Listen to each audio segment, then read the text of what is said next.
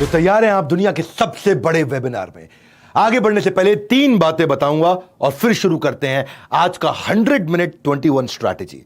पहला चीज, ये webinar most live viewers in YouTube live webinar है आर्ट ऑफ पेरेंटिंग का। ये दुनिया का सबसे बड़ा वेबिनार होने जा रहा है। ये एक अटेम्प्ट है वर्ल्ड रिकॉर्ड का with golden book of world records. दूसरी चीज, ये वेबिनार हमने किया है करियर डिफेंस स्कूल के साथ पार्टनरशिप में। ये डिफेंस स्कूल की ट्रेनिंग कराते हैं, इंडियन आर्मी को बढ़िया मैन पावर तैयार करके देते हैं, ऑफिसर्स तैयार करते हैं, दे आर बिल्डिंग नेशन।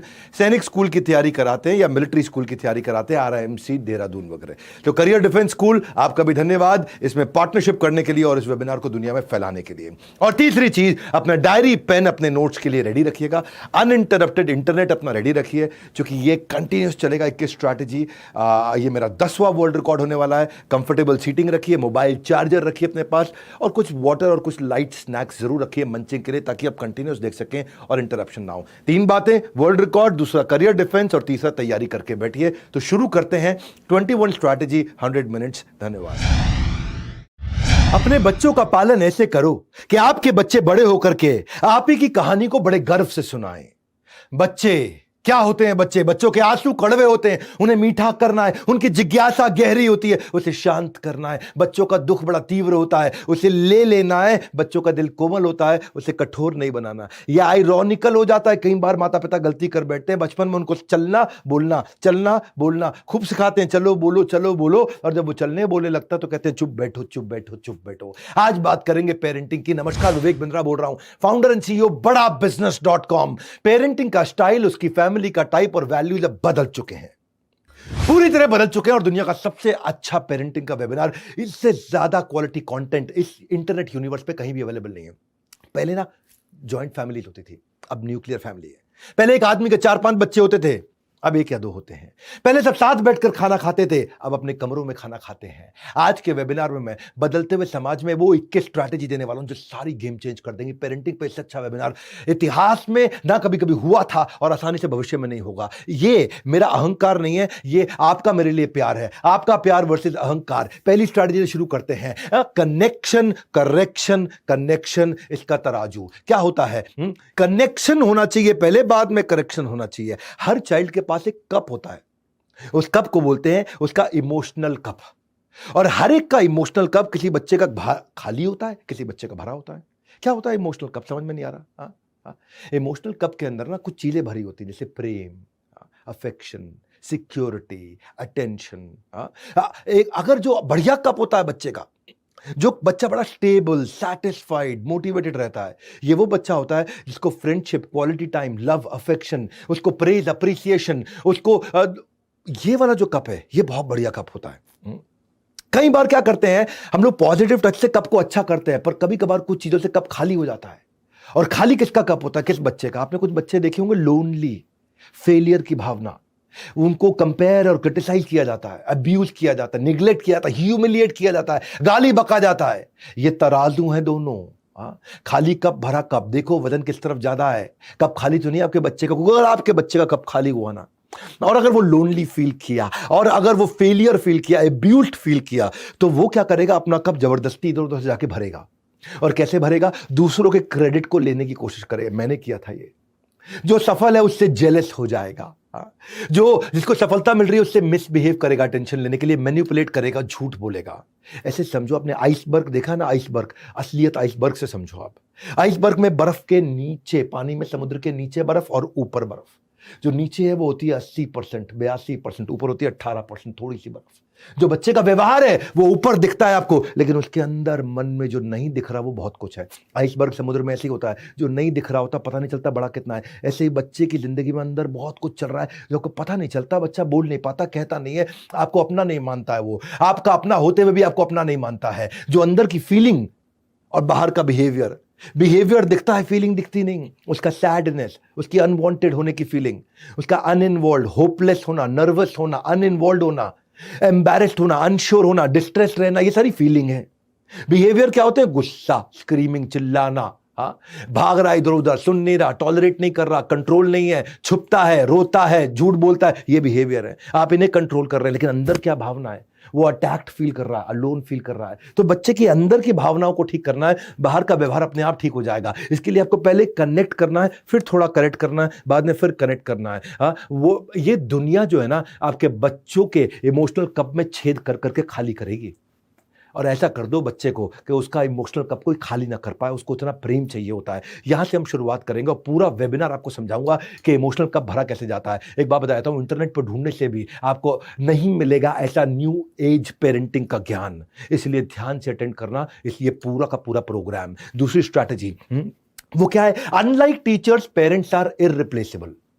क्या मतलब हुआ इसका? कि टीचर जो है ना, उसको बदला जा सकता है, पेरेंट्स को नहीं बदला जा सकता। टीचर नया लाया जा सकता है, पेरेंट नहीं लाए जा सकते। मम्मी पापा नए ढूंढ के ले आए, हो सकता है पापा कभी बोल दे कि नहीं मम्मी ले आओ, है, लेकिन वास्तव में ये संभव नहीं है, केवल मजाक में संभव है। आप पेरेंट है, पेरेंट बने रहो, टीचर बनने की कोशिश मत करो। टीचर पहले ही बहुत है बाजार में, आपको पेरेंट बनना। Don't try to become teacher at home. Teacher को हायर करोगे, रिप्लेस करोगे, लेकिन आपको हायर और रिप्लेस नहीं किया जा सकता है। जब आप घर पहुंचते हो तो क्या चाहते हो? आपकी पत्नी आपसे प्रेम से बात करे या टीचर की तरह बात करे? हाँ? जब आप काम के बाद घर आते हो तो आपकी पत्नी कैसे व्यवहार करे आपके साथ में? मैनेजर बन के व्यवहार करे या पत्नी की तरह व्यवहार करे? मैनेजर तो बहुत है, मैनेजर रिप्लेस हो सकते हैं, पत्नी रिप्लेस नहीं हो सकती। इसी प्रकार से टीचर रिप्लेस हो सकते हैं, पेरेंट्स रिप्लेस नहीं हो सकते।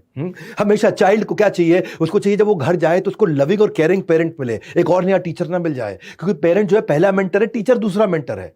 हाँ, पेरेंट एक केयर गिवर है, फ्रेंडली अप्रोचेबल होना चाहिए। ज्यादातर पेरेंट्स सोचते हैं कि अगर मैं स्ट्रिक्ट रहूंगा तो बच्चा अच्छा रहेगा। गलत फहमी है आपकी। जो माँ बाप हार्श रहे हैं अपने बच्चों के साथ ना, उनके बच्चे रिबेलियस ज्यादा बने हैं। हाँ, स्ट्रिक्ट और अथॉरिटेरियन जो पेरेंट होते हैं, चांसेस है कि उनके बच्चे को डिप्रेशन, अग्रेशन, मेंटल हेल्थ और बिहेवियर और डिसऑर्डर और स्ट्रेस, हमेशा लो सेल्फ एस्टीम ज्यादा होता है। In fact national crime record bureau कहता है कि 2020 में इसी पैंडेमिक के दौरान हमारे देश के अंदर 11,396 बच्चों ने सुसाइड किया है। यानी कि 31 बच्चे हर रोज सुसाइड कर रहे थे हमारे देश के अंदर। इसका अर्थ क्या हुआ? हर घंटे में एक से ज्यादा बच्चा सुसाइड कर रहा था हमारे देश के अंदर। और सबसे बड़ा कारण था पेरेंटल प्रेशर, वो लीडिंग कॉज था। मैदान में हारा हुआ इंसान तो जीत सकता है, लेकिन एक बार मन से हार गया ना, वो कभी नहीं जीत सकता। तो आपका बच्चा मन से जीते। आपने वो सुमित की कहानी सुनी, सारे अखबारों में छपी थी सुमित की कहानी। इसके माँ बाप दोनों मेडिकल कॉलेज में प्रोफेसर थे और चाहते थे कि हमारा बेटा एम्स से प्रोफेसर बने, एम्स का डॉक्टर बने, एम्स का डॉक्टर बने, एम्स का डॉक्टर बने। क्या हुआ सुमित के साथ? हाँ, उनके पेरेंट्स का helpful encouragement versus harmful pressure, इन दोनों में डिफरेंशिएट नहीं कर पाए। वो हेल्पफुल एनकरेजमेंट नहीं, वो हार्मफुल प्रेशर हो गया सुमित के ऊपर। सुमित डिरेल कर गया, हर रोज सुबह उठता था, प्रेशर के साथ उठता था। हाँ? और वो उसके पोटेंशियल को खत्म कर बैठा, डिप्रेशन में चला गया। और क्या हुआ? वो हार गया, इसके आगे सुसाइड कर गया। WHO कह रहा है हर 4 में से एक बच्चा 13, 14, 15 साल की उम्र का डिप्रेस्ड है हमारे देश में। तो ये एकेडमिक पोटेंशियल प्रेशर जो है ना, ये हर घंटे बच्चे को सुसाइड करने पे मजबूर करता है। हाँ? तो बच्चे को लव एंड सपोर्ट चाहिए। आप तो टीचर मत बनो, आप उसको ये मत करो कि मैं सपोर्ट देता हूं, सपोर्ट दो। बोलो मत, सुनाओ मत, सपोर्ट दो। Don't say support, give support. Trust important है, वरना बच्चे जो है ना ऐसे पेरेंट्स को रिजेक्ट करते हैं जो अनएम्पैथेटिक होते हैं। अनएम्पैथेटिक मतलब जो बच्चे की तरफ से कभी सोचते ही नहीं। उसमें क्या होता है? अनएम्पैथेटिक पेरेंट जो बच्चे को अपने लिए बोलने नहीं देते, जो बच्चे की नीड और वांट में डिफरेंशिएट नहीं कर पाते, जो बच्चे को अच्छी चीज पर रिवॉर्ड नहीं करते और खराब चीज पर पनिशमेंट तुरंत दे देते हैं। बच्चे को आप मॉनिटर करना है, उसको निवाला सोने का दो और नजर चील की रखो। क्या बोलता हूं मैं, बढ़िया। निवाला सोने का दो और नजर चील की रखो, यानी कि सारा प्रेम दो पर ध्यान से चील की तरह देखते भी रहो उस पर। हाँ? नहीं तो बच्चे आज ऐसा हो जाता है कि वो खुद को भी मार सकता है और आपको भी मार सकता है।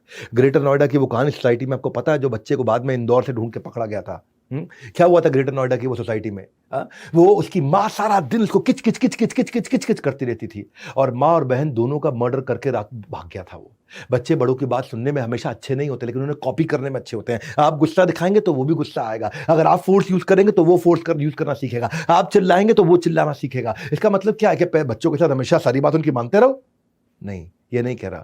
इसके बाद जो है वो अगले पॉइंट में बताता हूं, पर सुन लो मेरी बात। भूख प्यास सब मिट जाती है जब होती है बच्चों के हित की बात। बस वही करूंगा आज आपके साथ। इस वीडियो को पूरा देखना। 21 स्ट्रैटेजी दे रहा हूं मैं, तीसरी पे आ चुका हूं। मैं अपने बच्चों को वही दूंगा, वो सब कुछ दूंगा जो मुझे नहीं मिला। सुना अपनी बात? मैं अपने बच्चों को वो सब कुछ दूंगा जो मुझे नहीं मिला आज तक। बोलते हैं लोग, नहीं बोलते? हर माँ बाप को मैंने देखा है, हर माँ बाप ये बोलते हैं कि अपने बच्चों को सारे सुख दूंगा जो मुझे नहीं मिले। ना ना ना, गलत है ये। इससे बच्चों का हैंडीकैप बना दोगे, उनकी लाइफ आसान करके। मैं नहीं कह रहा कि उनकी लाइफ आसान करो, उनको कंट्रोल्ड स्ट्रगल दो। हाँ, छोटे छोटे स्ट्रगल दो उनको। उसकी हर डिमांड को ऐसे ही पूरा मत करो, कंट्रोल स्ट्रगल में लेके जाओ उसको। जो वो मांगे वो तुरंत नहीं देते हैं। अगर जो मांगे तुरंत हर बार दे दिया तो फिर तो बॉसी हो जाएगा, इनटॉलरेंट हो जाएगा, मटीरियलिस्टिक हो जाएगा। इसलिए आप बच्चे रिस्पॉन्सिबिलिटी ले, उसके बाद आप उन्हें फैसिलिटी दे। हाँ, डिजर्व बिफोर डिजायर। वो डिजर्व करे पहले, फिर उसकी डिजायर को पूरा करिए। रिस्पॉन्सिबिलिटी के बाद फैसिलिटी। उसको कैसे इंस्पायर करे कि वो छोटे छोटे स्ट्रगल देके, रिजेक्शंस को फेस करे, आगे बढ़े, तब आप उसको बेनिफिट दें। अपॉर्चुनिटी दें उसको एक्सपीरियंस करने के लिए इन स्ट्रगल्स को। ये स्ट्रगल्स जो है ना, वो नेसेसरी है उसकी एक्सपीरियंस करने के लिए, ताकि वो फ्यूचर में बड़ी बड़ी कठिनाइयों को हैंडल कर पाएगा। क्या है, दे विल बिकम, अदरवाइज पता क्या, उनकी अनरीजनेबल स्पेंडिंग हैबिट्स हो जाएंगी और वो मनी मैनेजमेंट भी नहीं सीख पाएंगे अगर सारे बेनिफिट उनको मिलते रहे, क्योंकि वो ओवर डिपेंडेंस है आपके फ्री फ्लोइंग बेनिफिट को लेकर के। स्ट्रगल नहीं करेगा तो वैल्यू नहीं करेगा। WHO कहता है कि पेरेंट्स जिनको नहीं मालूम है, जो बच्चों को स्ट्रगल करना नहीं सिखा पाते हैं, they are breeding nasty viruses. इसलिए कह रहा हूं, बच्चों पे ना एक एहसान करो कि उनको, उनके ऊपर मुफ्त के एहसान मत करो। सलमान खान नहीं, मैं बोल रहा हूं यार, बच्चों पे एक एहसान करें कि उन पे मुफ्त के एहसान ना करें। हाँ, आपके बच्चे आपको जिंदगी भर के धन्यवाद करेंगे कि आपने उनको बिगाड़ा नहीं, बर्बाद नहीं किया। तो करा कैसे जाइए, बच्चों को डेफर्ड ग्रेटिफिकेशन सिखाइए। क्या मतलब होता है इसका? हाँ, अगर उन्हें कुछ चाहिए तो ऐसा कुछ करिए कि उसको अर्न कर सकें। उनको एज अप्रोप्रिएट, उनकी उम्र के हिसाब की कुछ एक्टिविटी दे दें। हाँ, अगर आपको बच्चा कहता है मुझे वीडियो गेम खेलना है, उसके लिए 1000 रुपए जमा करा दो, तो उसको बोलो ये वीडियो गेम किस कंपनी ने बनाई, ये कैसे इतना कमा रही है, इसके बारे में रिसर्च करो, उसके बारे में समझो। वीडियो गेम खेलने के इंटरनेट से मुझे 10 नुकसान बताओ। हाँ, उसे कुछ ना कुछ एक्टिविटी दो, वो एक्टिविटी कंप्लीट करेगा, वो रिसर्च करके आएगा। मैंने किया था, हाँ, ये हमारे एक कॉलीग के बेटे के साथ किया। बोलते हमेशा वीडियो गेम खेलने में लगा रहता है, क्या किया जाए? तो मैंने उनको बोला कि एक काम करते हैं, उस बच्चे को बोला मैंने, आप मुझे पहले ये रिसर्च करके बताओ कि वीडियो गेम खेलने के 10 नुकसान क्या है। वो गया, इंटरनेट से पहला राउंड कॉपी मारा। मैं कहा अच्छा नहीं लगा, थोड़ा और डिटेल में जाओ। फिर उसने 5 पेज का एक डॉक्यूमेंट बनाया। 10 साल के बच्चे ने 5 पेज का डॉक्यूमेंट बनाया कि वीडियो गेम खेलने के 10 नुकसान क्या है। और उसके बाद वो क्या बोला, अब ज़्यादा खेलूंगा नहीं। और बेचारे के बच्चे का खेलना भी कम हो गया अपने आप। उसे गोवा जाना है तो उसे पूछो गोवा में इंटरनेट पर रिसर्च करके बताओ गोवा में ढूंढने के लिए, घूमने के लिए क्या क्या है। अमृतसर जाना है, प्लेसेस ऑफ विजिट ढूंढ के बताओ। उसे कुछ भी चाहिए, उसे अर्न करने दो। अगर उसे नया खिलौना चाहिए तो उसे बोलो एक हफ्ता जब तुम सारे कमरों को साफ करोगे तो तुम्हें नया खिलौना मिल जाएगा। हाँ, तो ये क्या है, आप उसको स्ट्रगल दे रहे हो उसको अचीव करने के लिए। वो कहता है मुझे बाहर खाना है, तो पहले 6 दिन घर पे जो लौकी बनी है वो अच्छे से आपको खानी है, तब आपको बाहर खाने को अलाउ करेंगे हम। ये इससे क्या होगा, वो अर्न करेगा उसको, और वो इंस्पायर्ड रहेगा, वो नई नई चीजें सीखेगा भी इसके साथ में। और ऐसा नहीं लगेगा फ्री में मिल रहा है सब कुछ।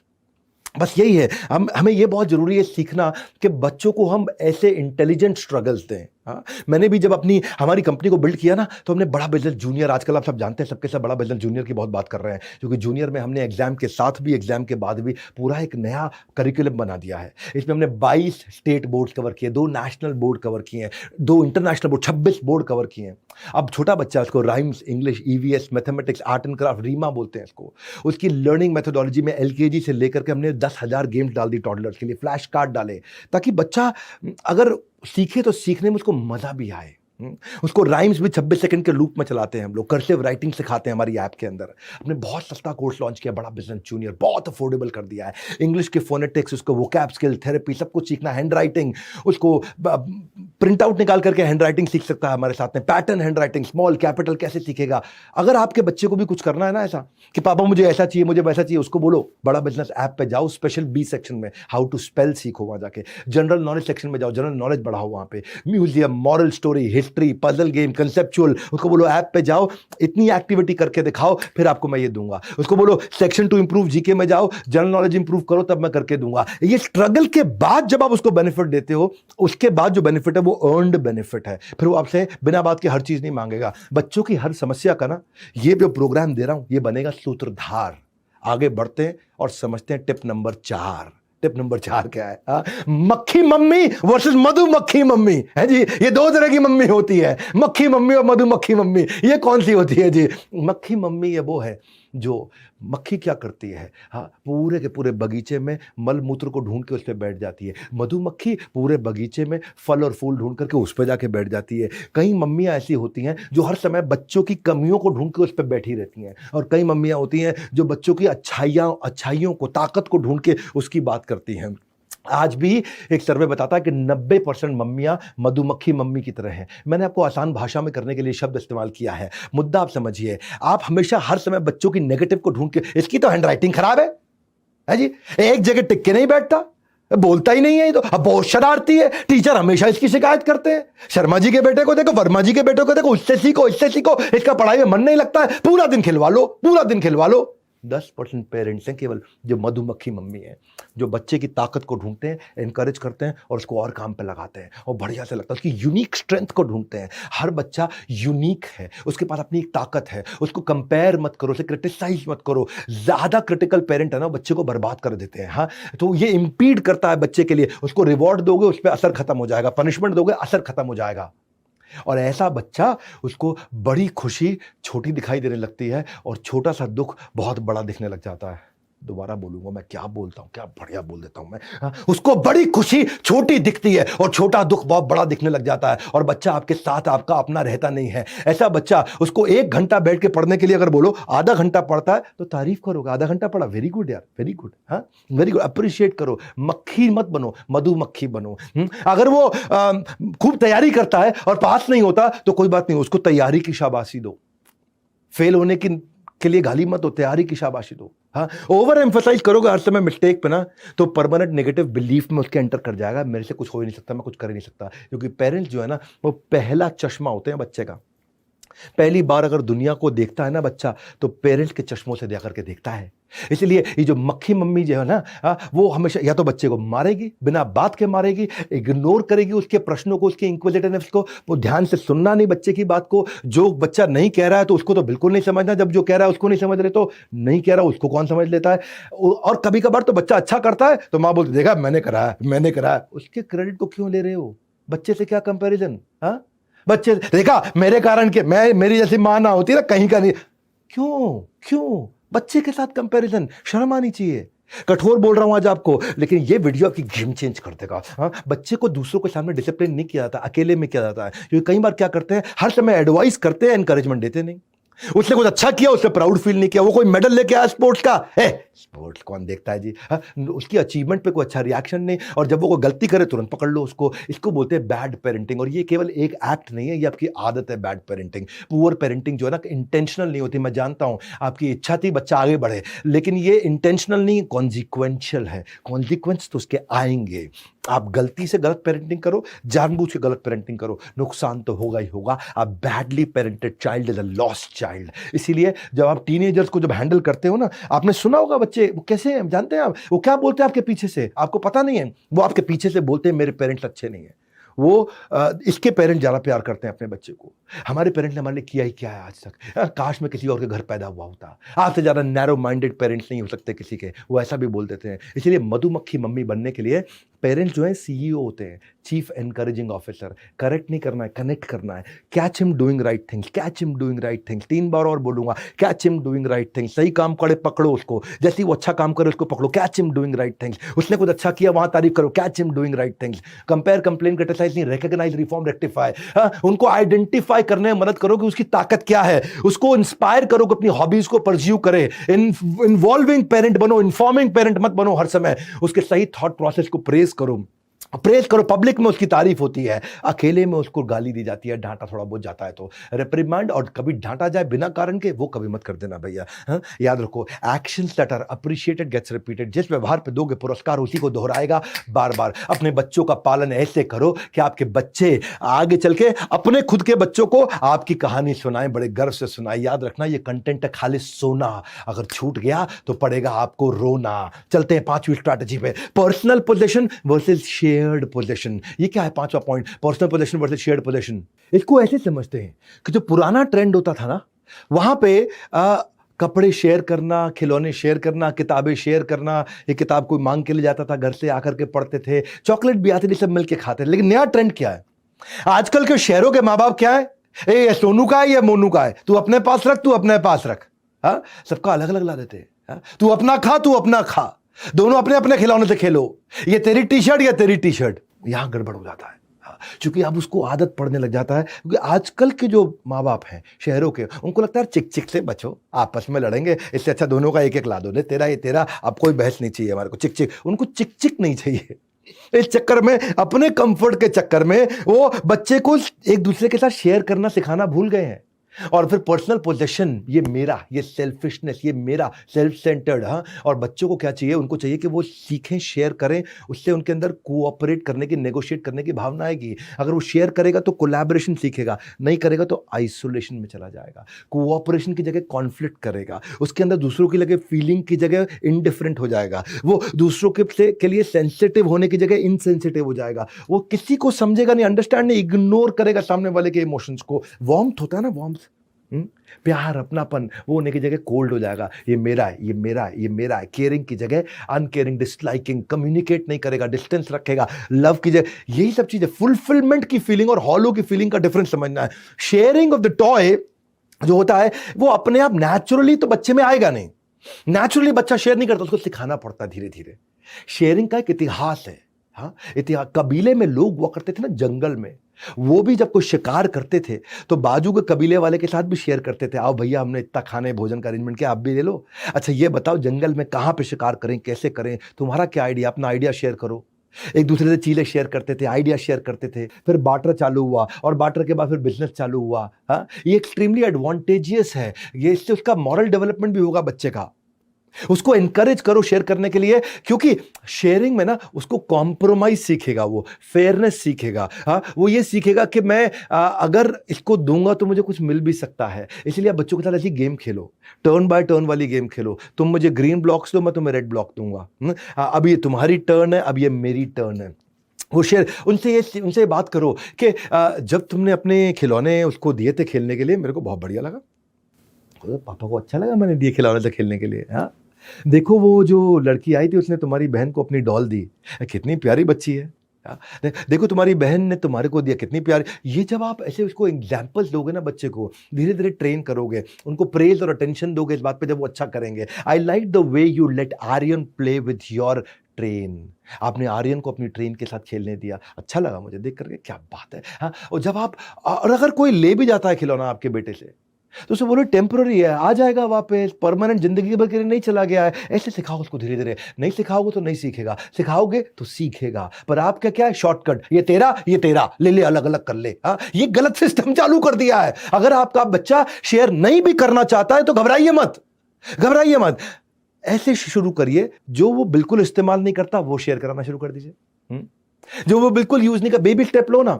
वो कहता है मेरा जन्मदिन है, नया गिफ्ट चाहिए मेरे को, तो उसको बोलो जो पुराने गिफ्ट हैं, जब वो गरीब बच्चों को बांट दोगे, जिनसे आप नहीं खेलते, खिलौनों से, कपड़ों से, चप्पल से, किताबों से, जो नहीं पढ़ते, वो जब बांट दोगे तो नया मिल जाएगा, तो उसके मन में फीलिंग आएगा। हाँ, जन्मदिन वाले दिन पापा मुझे ऑर्फन हाउस लेके जाएंगे, अनाथालय, वहां जाके मैं अपने पुराने खिलौने, सारे पुराने कपड़े पहले बांटूंगा, फिर मुझे नहीं मिलेंगे। तो उसको बांटने की फीलिंग कम से कम यहां से शुरू करो, जो वो इस्तेमाल नहीं कर रहा वो बांटे। क्योंकि किड्स जब ये शेयर करते हैं ना, तो उनके एम्पैथी आती है उनके अंदर, और वो डीपर कनेक्शन बिल्ड कर पाते हैं जिंदगी भर के लिए। हमें इस बात की चिंता हमेशा करते हैं कि हमारा बच्चा बड़ा होकर के क्या बनेगा, लेकिन हम ये भूल जाते हैं कि वही बनेगा जैसे हम उसकी आज परवरिश कर रहे हैं। हाँ, माँ बाप की नैतिकता की परख इसी बात से होती है कि बच्चे उनके साथ बुढ़ापे में क्या करने वाले हैं। और एक बात सुन लो भैया, आया हूं फिर से लेकर आपके काम की बात, ध्यान से सुनना, अंत तक बने रहना मेरे साथ। ये एक स्ट्रैटेजी कहीं नहीं मिलेगी, छठी strategy, with every deed you are sowing a seed. हर कार्य जो आप कर रहे हो, आप कोई ना कोई बीज बो रहे हो। ये प्रकृति का नियम है, नीम का बीज बोने से आम का फल निकल नहीं सकता है। आप नीम का बीज डालोगे, आम का पेड़ निकल आएगा, ये हो नहीं सकता है। जैसा बीज बोगे वैसा काटोगे। बाइबल भी कहती है, हुएवर सोज इनजस्टिस reaps calamity। हाँ, तबाही लेकर के आएगा वो। those who plant injustice will harvest disaster। Bible भी बोल रही है। प्रकृति का नियम है, डालो नीम का बीज और आम का इंतजार करते रहो, तुम्हारी सारी पुश्तें मर जाएंगी, आम नहीं आएगा। कड़वा बोल रहा हूं, लेकिन अगर आपका बेटा झूठ बोल रहा है ना, तो चांसेस है कि आपने उसकी पुरानी गलतियों पे इतना रिएक्ट किया कि वो आज आपको सच नहीं बोलना चाहता है। अगर आपका बेटा आज सीक्रेटिव है, आपसे सीक्रेट रखता है, आपसे बात छुपाता है, तो चांसेस हैं जब उसने सच बोला था तो आपने उस बात को इतना बढ़ चढ़ करके डांटा कि उसको वो आज मन करता है कि वो सीक्रेट रखे। अगर आपके बच्चे का सेल्फ एस्टीम कम है तो चांसेस है कि आपने उसको एनकरेज नहीं किया है पहले। अगर आपका बच्चा आज अपने लिए खड़ा नहीं हो पाता है तो चांसेस है पब्लिक में आपने उसकी बहुत बेइज्जती करी है। अगर आपका बच्चा आज घबराया हुआ, कावर्ड, अंदर से डरा हुआ रहता है तो चांसेस है कि आपने उसको स्ट्रगल करके जीतने नहीं दिया। अगर आपका बच्चा आज दूसरों की फीलिंग की रिस्पेक्ट नहीं करता है तो चांसेस है कि आपने उसकी फीलिंग का रिस्पेक्ट नहीं किया। मैं बोल रहा हूं, प्रकृति का नियम है, नीम का बीज बोने से आम का फल नहीं मिलता है, जो बोओगे वो काटोगे। अगर आपका बच्चा आज जेलस है दूसरों से तो चांसेस आपने उसे इतना कंपेयर किया उस दूसरों के साथ में कि आज वो दूसरों की सफलता से बहुत जेलस फील करता है। अगर आपके बच्चे में इमोशनल प्रॉब्लम है तो आपने उसको पेशेंटली सुना नहीं है। अगर आपने सुना नहीं है तो इसलिए वो इमोशनली डिस्टर्ब्ड है अंदर से। अगर आपका बच्चा डिसीजंस नहीं ले पाता है अपने, इसलिए नहीं लेता है क्योंकि आपने उसको इतने डिसीजन अपने दे दिए खुद के, आपने इतना ओवर गाइड किया उसको आज तक कि वो अपने डिसीजन आज ले नहीं पा रहा है। अगर आपके बच्चे में हर समय एंग्जाइटी का प्रॉब्लम है, हर समय एंग्जाइटी का प्रॉब्लम है तो चांसेस है कि माँ बाप आपस में खूब लड़े उस बच्चे के सामने। हाँ, अगर आज आपका बच्चा एग्रेसिव है तो चांसेस है कि आपने उसके ऊपर कई बार हाथ उठाया तो उसको ही समझ में आया कि हाथ उठाने से बात बन जाती है। प्रकृति का नियम है, नीम का बीज बोने से आम का फल मिल सकता नहीं है। कुछ कर लो भैया, कुछ कर लो, ये प्रकृति का नियम। और प्रकृति की एक प्रकृति है कि उसकी प्रकृति कभी बदलती नहीं है। ये नेचर का नेचर है कि उसका नेचर नहीं बदलता, जैसा बोगे वैसा काटोगे। अगर आज आपका बच्चा रूड है ना तो चांसेस हैं कि आपने अपने स्पाउस के साथ रूडली बिहेव किया या दुनिया के साथ रूडली बिहेव किया। अगर आपका बच्चा आज दुखी है मन से, चांसेस है कि आपने उसे बहुत इग्नोर किया था। अगर आज आपका बच्चा गिल्ट में जी रहा है तो आपने उसे बहुत क्रिटिसाइज किया था कि तेरी गलती, तेरी गलती, तेरी गलती, इसलिए उसको लगता है आज हर चीज़ में हाँ ये मेरी गलती है। अगर आपके बच्चे की सेल्फ एस्टीम खत्म है तो आपने उसको नेगेटिव नामों से, गंदे नामों से बुलाया है। यही है प्रकृति का नियम। नीम का बीज बोने से आम का फल मिलता नहीं है, जो बोगे काटोगे। मैं आता हूं उसका सोल्यूशन क्या है। अगर आपका बच्चा बात समझो पहले मेरी कि आपका बच्चा कैजुअल इसीलिए है क्योंकि आप उसके लिए एक अच्छे रोल मॉडल नहीं है। इसलिए ये बोलने की जगह कि जो मैं कह रहा हूं वो करो, ये मत बोलिए जो मैं कह रहा हूं वो करो। हाँ, क्योंकि आप जो आप कर रहे हैं वो करेगा। अगर आप खुद आप उसे बोल रहे हैं बेटा फ्रूट्स खाओ और खुद आप खा रहे हो आलू के चिप्स, हाँ, तो वो भी आलू के चिप्स खाएगा। अगर आप उसे कह रहे हो पढ़ो और आप खुद सारा दिन टीवी देख रहे हो तो वो भी टीवी देखेगा। हाँ, लाइकली ज्यादा यही है कि वो वही ऑप्ट करेगा जो आप कर रहे हो। With every deed you are sowing a seed. एक बार की बात थी कि एक चोर इतनी सारी चोरियां करने के बाद इतनी बार पकड़ा जा चुका था कि जज ने उसको क्या बोला, जज ने बोला कि अब मैं तुम्हें ताउम्र कैद दे रहा हूं। उम्र कैद समझते हैं ना आप, सारी जिंदगी की कैद दे रहा हूं तुम्हारे को। तो जज ने उसको अलग से सजा सुनाई और बोला फांसी नहीं लेकिन उम्र कैद तुम्हें देनी पड़ेगी, तुम इतनी बार चोरी कर चुके हो। तो बच्चे ने बोला मेरी एक छोटी सी ख्वाहिश है जेल जाने से पहले। पूछा क्या ख्वाहिश है? बोला अपनी माँ से 1 मिनट मिलना चाहता हूँ। सब हैरान हुए, माँ से देखो कितना प्यार करता है, माँ से 1 मिनट मिलना चाहता है। जब माँ आई और मिली माँ तो माँ को मिलते ही उसने माँ को जोर से धक्का दिया और खुद रोने लग गया। लोग खड़े हुए हैरान हो गए, माँ को धक्का देके ये खुद रो रहा है। हम सोचे कि शायद माँ से प्यार करता है इसलिए बोला। हाँ, और क्या बोला कि मेरी इस दशा की जिम्मेदार मेरी माँ है। पहली बार जब मैं स्कूल से पेंसिल चुरा के लाया था उसने मुझे शाबाशी दी थी। उस दिन शाबाशी देने की जगह थप्पड़ लगा दिया होता या डांट दिया होता। जब मैं बच्चे से लड़ाई करते वक्त किसी का सर फोड़ के आया तो उसने मुझे माफी मांगना नहीं सिखाया, उसने मेरा साथ दिया, उससे मैं गुंडागर्दी सीखा। चोरी का सामान घर पे लाने से वो गर्व महसूस करने की जगह मुझे दंड दिया होता तो आज मुझे उम्र कैद नहीं मिली होती। यही बात है, प्रकृति का नियम है, नीम का बीज बोओगे तो आम का फल निकलता नहीं है। ऐसा व्यक्ति जो बच्चों को ऐसे माँ बाप को दुनिया में लाना ही नहीं चाहिए कि अगर आप उनकी परवरिश ना कर सको, क्योंकि एक खराब किया हुआ परवरिश का, गलत परवरिश से किया हुआ बच्चा न केवल खुद के लिए, न परिवार के लिए, बल्कि समाज के लिए भी एक दुख का बहुत बड़ा कारण बनता है। इसीलिए कह रहा हूं न्यू एज पेरेंटिंग का मिलेगा पूरा ज्ञान अगर लगाकर सुन लिया ढंग से ध्यान। आज ध्यान लगा लो, नोट्स बना लो। ये मेरा एक पावरफुल इवेंट मैं कर रहा हूं और सारी की स्ट्रैटेजी ध्यान से सुनना। ये कभी नहीं मिलेगी इंटरनेट के यूनिवर्स में। इतना बढ़िया कंटेंट, इतनी फास्ट स्पीड पे, इतना गैस नहीं देता हूं, रियल कंटेंट दे रहा हूं। 7वीं स्ट्रैटेजी कंस्ट्रक्टिव एंटरटेनमेंट। क्या होता है कंस्ट्रक्टिव एंटरटेनमेंट? कंस्ट्रक्टिव एंटरटेनमेंट का मतलब है ये वो एंटरटेनमेंट है जिससे बच्चे को मजा तो आए लेकिन सीख भी जाए कुछ साथ में। मजे में कैसे सीखे? बच्चे को मजा करना है, हाँ, लेकिन आपकी इंटेलिजेंस होनी चाहिए कि वो मजे में कैसे सीख जाए। हाँ, जो भी चीज आप चाहते हो कि बच्चा याद रखे उसे गेमिफाई कर दो, उसमें गेम कर दो। बहुत सारी गेम्स होती हैं, ऐसी चीजें मत करो जिसमें क्रिटिकल थिंकिंग और क्रिएटिविटी इन्वॉल्व ना हो। ऐसे गेम मत खेलना, वो गेम खिलाओ उसको घर में, जैसे नेम प्लेस एनिमल थिंग। ये वोकैबुलरी इंप्रूव करने के लिए कितना बढ़िया पुराना गेम है, सालों साल से लोग खेल रहे हैं। कि नेम प्लेस, यानी प्लेस, प्लेस क्या, अमेरिका, ए खत्म हुआ तो अगला ए से चालू होगा, अंटार्कटिका, फिर ए खत्म हुआ तो फिर ए से चालू होगा, अहमदाबाद, अब डी से चालू होगा, दिल्ली, अब आई से चालू होगा, इंदौर। इस चक्कर में उसकी वोकैबुलरी अच्छी हो जाती है। या फिर उसको मसालों के नाम हिंदी इंग्लिश में कराओ, हाँ, कि नमक को इंग्लिश में सॉल्ट बोलते हैं, हल्दी को टर्मरिक बोलते हैं, जीरा को क्यूमिन सीड्स बोलते हैं, मेथी को फेनुग्रीक बोलते हैं, सौंफ को फनल सीड्स बोलते हैं। अब कई लोगों को नहीं मालूम ये। राई को क्या बोलते हैं, मस्टर्ड सीड बोलते हैं, इलायची को कार्डमम बोलते हैं। ये ऐसी गेम्स खिलाओगे ना तो वो गेम खेलेगा, मजा भी आएगा और सीखेगा। हाँ, बर्तन होते हैं, अब बर्तन में ओखली को मोटर बोलते हैं, नहीं मालूम। चकला बेलन, बेलन से आप पीट तो देते हो, लेकिन बेलन को बोलते क्या, रोलिंग बोर्ड और रोलिंग पिन, मालूम होना चाहिए बच्चों को। केतली को केटल बोलते हैं, कढ़ाई को वॉक बोलते हैं, तवा को ग्रिडल बोलते हैं, छलनी को सीव बोलते हैं, कद्दूकस को गाटर बोलते हैं। ये सिखाओ उसको, एंटोनिम सिनोनिम सिखाओ उसको। Giant, dwarf, arrogant, humble, knowledge, ignorance, उसको सिखाओ। अटैक, डिफेंड, सनी, क्लाउडी, उसको blunt, sharp, marvellous, terrible, timid, bold, उसको कुछ वर्ड सिखाओ। तो उससे क्या है, सीखते सीखते उसको मजा आने लगेगा। जो चीज आप चाहते हो बच्चा याद रखे, उसको गेमिफाई कर दो, उसमें गेम डाल दो। प्लेइंग गेम्स जिसमें क्रिटिकल थिंकिंग नहीं है, ऐसा नहीं होना चाहिए। इसी को बोलते हैं कंस्ट्रक्टिव एंटरटेनमेंट। मॉन्यूमेंट याद कराओ, ताजमहल कहाँ है, आगरा में, जंतर मंतर कहाँ है, दिल्ली में, आमिर फोर्ट कहाँ है, जयपुर में, हवा महल कहाँ है, जयपुर में, या फिर चार मीनार कहाँ है, हैदराबाद में, गेटवे ऑफ इंडिया कहाँ है, मुंबई में, सिटी पैलेस कहाँ है, उदयपुर में। अच्छा ये बताओ, चेंज कर दो, उसको पूछो अमृतसर में क्या है, गोल्डन टेम्पल। ऐसी इसको शहरों के निकनेम्स इसको याद कराओ। निकनेम क्या है, जोधपुर का निकनेम ब्लू सिटी, मैसूर का ग्रीन सिटी, जयपुर का पिंक सिटी, अहमदाबाद का मैनचेस्टर ऑफ इंडिया, आनंद का milk city of India, diamond city of India Surat में है, सिटी ऑफ नवाब लखनऊ है, क्वीन ऑफ हिल्स मसूरी है। आप उसको अलग से बहुत सारे, अब जितने मुझे याद आ रहे हैं फटाफट से बता रहा हूं आपको। सिल्क सिटी कौन सी, भागलपुर। लेदर सिटी कौन सी, कानपुर। तो ये याद कराओ उसको ऐसे, वो गेम खेलते खेलते बहुत कुछ सीख जाएगा। वो गेम जिसमें क्रिटिकल थिंकिंग नहीं, जो चाहते हो बच्चा याद करो, उसे गेमिफाई कर दो। कब से बोल रहा हूं मैं, फ्री फ्लोइंग चीज नहीं, जो गोल ओरिएंटेड चीजें हो। मंदिर उसको याद करो, बिल्कुल बहुत छोटा बच्चा है, मंदिर में ले जाओ, उसको पूछो ये कौन से भगवान है, मतलब पूछो दुर्गा देवी कहां है, तो भाग के जाएगा, दुर्गा देवी को छू के आएगा। हाँ, सीताराम कहां है, भाग के जाएगा, सीताराम को छू करके आएगा। शिव पार्वती कहां है, भाग के जाएगा, पार्वती शिव को छू के आए। गणेश जी कहां है, भाग के जाए, गणेश जी को छू करके आए। हनुमान जी कहां है, भाग के जाए, हनुमान जी को मत्था टेक करके आए। हाँ, शिवलिंग कहां है, भाग के जाए, शिवलिंग को मत्था टेक के आए। राधा कृष्ण कहां है, भाग के जाए, राधा कृष्ण को मत्था टेक करके आए। हाँ, आप डिक्शनरी होती है, डिक्शनरी पकड़ा दो उसके हाथ में, उसको बोलो डिक्शनरी में ए से लेकर जेड तक 26 लेटर हो गए। हर दिन एक लेटर को उठा लो उस अल्फाबेट से, ए से उठा लो, आज बी से उठाएंगे, आज सी से उठाएंगे, आज डी से उठाएंगे, आज ई से उठाएंगे, आज जेड से उठाएंगे। और एक दिन में एक शब्द सीखे, वो उसका मीनिंग क्या है वो सीखे। आप उसको, और नहीं तो कुछ कम से कम राज्य की कैपिटल सिखानी शुरू कर दो।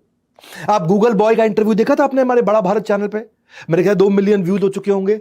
हाँ, वो जो गूगल बॉय ऑफ इंडिया, अब वो कौटिल्य पंडित को ऐसी तो माता पिता ने सिखाया था, उसको बचपन से यही सब सिखाते थे वो। हाँ, मणिपुर की कैपिटल इम्फाल, सिक्किम की कैपिटल गैंगटॉक, हिमाचल की कैपिटल शिमला, गुजरात की कैपिटल गांधीनगर, केरला की तिरुवनंतपुरम, आसाम की दिसपुर, गोवा की पानाजी, आंध्र प्रदेश की अमरावती। याद नहीं रहती हैं, लेकिन आप ये गेम्स खेलोगे उसको याद हो जाएंगे। टाइम बिताओ उसके साथ में, बच्चे के साथ में। और वो मैं बार बार आपसे बोल रहा हूं, जो चीज चाहते हो वो सीखिए, उसको गेमिफाई कर दो। प्लेइंग गेम में ना आपको बस सिंपल इतना करना है कि बोर्ड गेम, चेस खिला दो, स्क्रैबल खिला दो, क्रॉसवर्ड खिलाओ, पिक्शनरी खिलाओ, प्रॉब्लम सॉल्विंग कराओ, कॉन्सेंट्रेशन बढ़ाओ, मेमोरी रिकॉल उसकी बढ़ेगी, ज्वेलरी मेकिंग, सोप मेकिंग, लड़की है तो कितना कुछ आप कर सकते हो। और कुछ नहीं तो एटलस पकड़ा दो, लगा रहेगा एटलस के साथ। मैंने ये थॉट प्रोसेस को रखा था अपनी टीम के साथ, लीडरशिप के साथ। जब मैं ये सेमिनार करने जा रहा था ना, उस सेमिनार के बारे में, आज के सेमिनार के बारे में मैंने आज से 1.5 साल पहले, 1 साल पहले सोचा था बहुत डिटेल में। और तब मैंने बड़ा बिजनेस जूनियर बिल्ड करना शुरू किया था कि हमारे को विजुअल लर्निंग देनी है बच्चों को, ताकि उनकी क्यूरियोसिटी, इमेजिनेशन रहे।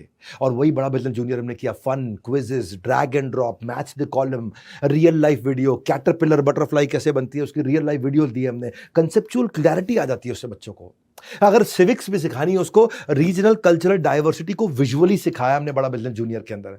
Academics, 21st century skill, entrepreneurial skill सिखाएं, एग्जाम के साथ भी, एग्जाम के बाद भी, यानी कि एकेडमिक स्कोर और पर्सनालिटी स्कोर। हमने सिस्टम ऐसा बनाया, माइक्रो लर्निंग की है। 3 घंटे की पढ़ाई 30 मिनट में बच्चा कैसे कर ले। जो 3 घंटे किताब से पढ़ेगा वो 30 मिनट में हमारी ऐप पे आके पढ़ लेता है स्कूल की पढ़ाई, चाहे वो दूसरी क्लास, 5वीं क्लास, 8वीं क्लास, 12वीं क्लास, किसी भी क्लास में पढ़ता हो। एड फ्री प्लेटफॉर्म है, कोई एडवर्टीजमेंट बीच में आएगा नहीं, कुछ और है नहीं, तो आपको वीडियो ढूंढने में कोई दिक्कत नहीं, आपका टाइम सेव होता है। हमने एग्जाम के बाद भी, हमारी सबसे बड़ी स्ट्रेंथ है, बड़ा बिजनेस है ना, आपके बिजनेस में आपके बच्चे को बचपन से एंटरप्रेन्योरशिप और कॉर्पोरेट लीडरशिप सिखा देते हैं कि एंटरप्रेन्योरशिप क्या होती है, आइडिया जनरेशन कैसे होता है, गोल सेटिंग कैसे करते हैं, स्ट्रेंथ और वीकनेस कैसे ढूंढते हैं, इमेजिनेशन इनोवेशन कैसे आएगा। हमने केवल 7,999 रुपए साल की फीस रखी है, 8,000 रुपए से कम, 7,999 रुपए पूरे साल की फीस रखी है। इनॉग्रल ऑफर है, इसका प्राइस बढ़ेगा आगे। हमने concept of saving and spending बच्चे को सिखाया, स्टोरी टेलिंग सिखाया, जिंगल, लोगो, कलर, स्टाइल क्या होते हैं, ये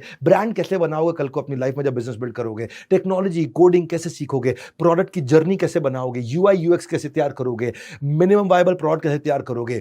ये मैं बोल रहा हूं आपको कि अगर छोड़ दिया बीच में मेरा साथ तो कैसे बनेगी आपकी बात।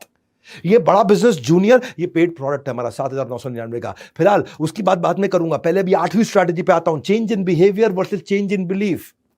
जो बच्चा बिहेव करता है आप उसको बदलना चाहते हो, ये बदलना है, ये नहीं बदलना जो वो कर रहा है, ये बदलना, इधर इधर इधर। ये बदल गया ना तो ये बदल जाएगा, ये अपने आप बदल जाएगा। सुनो सुनो सुनो, सबको चाहिए रिजल्ट, रिजल्ट के पीछे होता है डूइंग, डूइंग के पीछे होता है बीइंग। हाँ, रिजल्ट तब बदलेगा जब डूइंग बदलेगा, और डूइंग तब बदलेगा जब बीइंग बदलेगा। ये बोल रहा हूं, बिलीफ से बनता है बिहेवियर। हाँ, आपको हाथी की वो कहानी पता है ना, क्या हाथी को मोटी मोटी चेन से बांध के रखते हैं पहले, और बाद में उस हाथी को कुछ साल के बाद उसको जूट की पतली रस्सी से बांध के छोड़ देते हैं खूंटे पे। पांव हल्का सा खींचेगा, रस्सी तोड़ देगा, लेकिन हाथी जिंदगी भर वो रस्सी छोड़ के जाता नहीं है कहीं, क्योंकि उसका बिलीफ बन जाता है कि ये रस्सी अब मुझसे टूटेगी नहीं, हाथी से टूटेगी नहीं।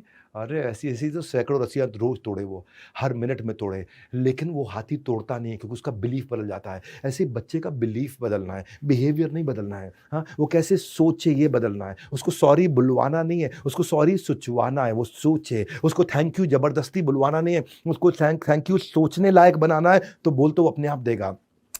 जो शराबी होता है ना, शराबी को कितना मर्जी रोक लो, बाथरूम में जाकर के शराब पी लेगा, कहीं भी पी लेगा, सीक्रेटली पिएगा, अकेले पिएगा, क्योंकि उसको आप ऐसे ही, आपको बिलीफ बदलना है, बिहेवियर को नहीं रोकना है। बैड बिहेवियर को क्रिटिसाइज करने से बात नहीं बनेगी। सुबह जल्दी क्यों नहीं उठते तुम बिल्कुल सुबह जल्दी नहीं उठते, घटिया बच्चा हो तुम, पलट के जवाब देते हो, अंकल से ठीक से बात नहीं कर रही, तुम टीवी बहुत देखते हो, तुम तो ऐसे हो, तुम तो वैसे, इस सबसे बात नहीं बनेगी। बात ये यहां से बदल दो तो ये अपने आप बदल जाएगा। हाँ, फोकस ये है कि हम आइडेंटिफाई करें कि कैसे बिलीफ को बदला जाए। उसके लिए उसका मोबाइल छीन लो, टीवी का रिमोट छीन लो, ये अपने बिहेवियर बदला। बिहेवियर नहीं बदलना है, बिलीफ बदलना है। कब से कह रहा हूं मैं आपको। हाँ, आप उसको नेगेटिव पनिशमेंट मत दो, पॉजिटिव पनिशमेंट दो। मैं बताऊंगा उसके बारे में, वो आपको पॉजिटिव रिजल्ट कैसे देता है। हाँ, आप देखो, आप अगर वो, अब देखो क्या हैबिट है उसकी, बहुत ज्यादा टीवी देखता है, बहुत ज्यादा वीडियो गेम खेलता है, बिल्कुल पलट के उल्टा जवाब देता है आपको। या बहुत क्लेप्टोमीनिया समझते हैं, बिना बात के चोरी करना, छोटी छोटी चोरी करना, अनकंट्रोल डिजायर ऑफ स्टीलिंग, कहीं से भी कुछ भी उठाकर चोरी कर लेना, unsocial, anti social, abusive, compulsive lying, bully, ये सब जो कमियां है उसके अंदर, ये बिहेवियर हैं। इनको नहीं आप बदल सकते, आपको यहां से बदलना पड़ेगा बच्चे को। जब आप उसको धीरे धीरे डीमेरिट बताओगे, इसके नुकसान समझाओगे, इन हैबिट्स को बदलोगे। आपको पता है 10 में से 6 लोग नॉनवेज तब छोड़ते हैं जब वो किसी स्लॉटर हाउस में जाकर के जानवर को अपने सामने कटते हुए देखते हैं, उसके बाद वो नॉनवेज नहीं खा पाते। हाँ, तो आपने उनका बिहेवियर नॉनवेज खाने का नहीं बदला, उनका बिलीफ बदला है। उनका बिलीफ बदला है, कितना तड़पाया गया है जानवर को मार खाने से पहले, जिसको तुम 2 मिनट के स्वाद के लिए खा रहे हो ना, उसकी जान हत्या कर दी गई है तुम्हारे 2 मिनट के स्वाद के लिए। और जब उसको तड़पते हुए, मरते हुए, खून बहते हुए उसको देखा जाता है ना, उस समय लगता है कि नहीं मैं नहीं खाऊंगा अब। तो ये क्या, बिलीफ बदला तब बिहेवियर बदला है। उसका बच्चे का भी बिलीफ बदलना है, जो भी आपको उसका जो भी हैबिट है, उस हैबिट के पीछे का बिलीफ बदलना है। रातों रात रिजल्ट नहीं आएगा। ये नहीं कि मैं आज बिलीफ बदलता हूं, तेरा आप बैठ तेरा ला 2 थप्पड़ तेरा बिलीफ बदलूं, नहीं नहीं नहीं भैया, ये रातों रात नहीं होता है। Go to the right source. Negative association से नेगेटिव बिलीफ बनाएं। आपने पॉजिटिव एसोसिएशन से पॉजिटिव बिलीफ बन सकता है। Positive source of association positivity बढ़ाएगा और उससे सक्सेस ऑटोमेशन होगा। Negative source of association negativity बढ़ाएगा, उससे फेलियर ऑटोमेशन होगा। आपको चाहिए सक्सेस ऑटोमेशन, ना कि फेलियर ऑटोमेशन। और ये कैसे होगा? एक्शन ओरिएंटेड एसोसिएशन लेकर के आइए, ऐसे लोगों से एसोसिएट कराइए जो सक्सेस की तरफ आगे बढ़ रहे हो। वो एसोसिएशन मिलना चाहिए उसको, एसोसिएशन के अरेंजमेंट्स करिए। वो कहाँ अच्छे लोगों से मिले, कैसे अच्छे लोगों के साथ बैठे, कैसे अच्छी किताब आपके साथ बैठ के पढ़े, कैसे अच्छी मूवी आपके साथ देखे, क्या अच्छी चीज़ सुनेगा वो, तब जाकर कुछ पैसा आएगा। आपके बच्चे जो है ना, आपको आपके मटीरियलिस्टिक पोजीशंस के लिए याद नहीं करेंगे, वो जिंदगी में आपको, आपने जो उनको वैल्यूज दिए ना, उसके लिए याद करेंगे। मैं उदाहरण देता हूं आपको। फॉर एग्जांपल ग्रैटिट्यूड, धन्यवाद करना, ये भी एक बिलीफ है। आपने क्या अपना खाना खाने से पहले किसी और का खाना निकाला है? क्या आपने गाय की रोटी या कुत्ते की रोटी या कबूतर का दाना निकाला है कभी? आपने नहीं निकाला तो वो कहाँ से निकालेगा? तो ग्रैटिट्यूड जो है ना, एक कंप्लेन का यू टर्न होता है। आदमी जब धन्यवाद करने की प्रैक्टिस करना शुरू करता है, और जब बच्चा धन्यवाद करने की प्रैक्टिस करता है तो कनेक्टेड और लव्ड फील करता है। अब ये क्या बिलीफ है, आप उसके अंदर ये बिलीफ कैसे डालोगे? क्या तरीका है? ग्रैटिट्यूड बच्चे के अंदर अपने आप नहीं आता है, ये धीरे धीरे प्रैक्टिस कराया जाता है। हाँ, इससे इसके टॉक्सिक इमोशंस खत्म होते हैं। कम से कम आप पहले प्लीज और थैंक यू बोलना शुरू करिए, तब वो करेगा। अपॉर्चुनिटी ढूंढिए कि वो कैसे किसी गरीब बच्चे को बिस्किट खिलाए। अपॉर्चुनिटी ढूंढिए कि कैसे अगर उसको गिफ्ट मिला है तो वो कैसे धन्यवाद करे। अपॉर्चुनिटी ढूंढिए कि वो हर चीज में अच्छाई को ढूंढे, उसको सिखाइए ये चीज, see things better than they are. कोई भी दुर्घटना हुई है, इसमें अच्छी चीज क्या सीख सकते हैं? उसके साथ बच्चे के साथ कुछ बुरा हुआ है, इसमें अच्छा क्या ढूंढा जा सकता है? कैसे वो धन्यवाद। जब आप बच्चों को ये सिखाएंगे how to think, not what to think, अपने आप बात बदल जाएगी। उसके अंदर एक ग्रैटिट्यूड का रिचुअल आएगा। आप उसके साथ रात को सोने से पहले पूछिए, आज किन चीजों, 3 बातों के लिए धन्यवाद करेंगे हम। आप 3 बातों के लिए धन्यवाद करिए, आपकी धर्मपत्नी 3 बातों के लिए धन्यवाद करेगी, आज के दिन में ये 3 चीज अच्छी हुई। फिर बच्चा भी कहेगा, आज के दिन में मेरे साथ भी 3 चीजें अच्छी हुई। बोले क्या हुआ? राहुल ने मेरे को आज अपनी गेम खिलाई, धन्यवाद किया उसने। छोटी चीज से शुरू करेगा वो। लेकिन आप सोने से पहले करना तो शुरू करिए। बच्चों को उपदेश नहीं, आदर्श चाहिए। उपदेशों की जरूरत नहीं, आदर्शों की जरूरत है। हर संडे मॉर्निंग उसको बोलिए कि कुछ अप्रिसिएशन किसी के बारे में लिखे हुआ। आज आप टीचर को, दोस्त को, पेरेंट्स को, किसी और को, किसी रिलेटिव को, घर में किसी सर्वेंट को, किसको धन्यवाद करेंगे? और हमने ना बेसिकली मैं यही बिलीफ को बदलने में फोकस करता हूं। जब मैंने बीबी जूनियर बनाया ना, मैं अपने बारे में बताऊंगा आपको। मैं बीबी जूनियर जब बनाया, देखिए हम everything about entrepreneurship business coaching programme कर ही रहे थे, लेकिन जब बच्चों के लिए करना था तो मैं चाहता था कि बच्चों के अंदर कम्युनिकेशन स्किल के बिलीफ कैसे आए। हाँ, 80% बच्चे जो है ना इंटरव्यू में रिजेक्ट पुअर कम्युनिकेशन के कारण होते हैं, तो वो कैसे बिल्ड करें, वो स्टेज को कैसे हैंडल करे बच्चा। हमने बीबी जूनियर में सिखाया ये सब चीजें। हाँ, इसको बोलते हैं एग्जाम के बाद भी वो एक फर्स्ट इंप्रेशन कैसे बिल्ड करे। हाँ, 10 सेकंड में किसी से मिले तो पहला इंप्रेशन, पर्सनालिटी डेवलप कैसे करे, इंग्लिश कैसे बोले वो। मेरे यहाँ इंग्लिश सिखाने वाले भी मैंने बेस्ट प्रोफेसर लेके आया जो बच्चों को बच्चों की भाषा में, बच्चों के स्टाइल से, बच्चों को समझ में आने वाली इंग्लिश सिखाए।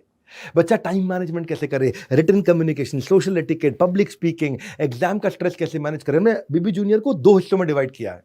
आप इसके बारे में जरूर पता लगाइएगा। 7,999 रुपए 1 साल का है बच्चे के लिए। पूरे स्कूल की पढ़ाई भी है और स्कूल के बाद की पढ़ाई भी है, एग्जाम की तैयारी भी है और जिंदगी की तैयारी भी है। यह है बड़ा बिजनेस जूनियर। आप फोन करके पता लगाइएगा। 7,999 में इसमें 2 सेक्शन में डिवाइड किया है। एक है आपका 4th 5th 6th 7th 8th और एक है 9th 10th 11th 12th। Exam के बाद भी का जो सेक्शन है उसको लाइफ में फ्यूचर रेडीज कैसे बना सकते हैं हम लोग। अगर बच्चा यूट्यूबर बनना चाहता है तो कैसे बनेगा, रिटेंशन टेक्निक, माइंड मैनेजमेंट, उसका team work, critical thinking, leadership quality, उसको जीमेल की बेसिक्स सिखाते हैं, पीपीटी बनानी सिखाते हैं उसको। वो करियर कैसे चूज करेगा, उसको क्या चलेगा करियर के अंदर, उसको करियर को स्विच कैसे करना लाइफ में, कॉन्फ्लिक्ट कैसे हैंडल करने, झगड़े कैसे सुलझाने हैं, डिसीजंस कैसे लेगा, वॉइस एंड एक्सेंट ट्रेनिंग कैसे लेगा। आप सुन लो मेरी बात भैया, जब हर बच्चा अपने माँ बाप को ये वीडियो दिखाएगा ना तो पेरेंटिंग की दुनिया में नया बदलाव आएगा। जब ये वीडियो हर माँ बाप को दिखाया जाएगा, पेरेंटिंग की दुनिया में नया बदलाव लाया जाएगा। मैं ऐसा कंटेंट दे रहा हूं जो कहीं अवेलेबल नहीं है।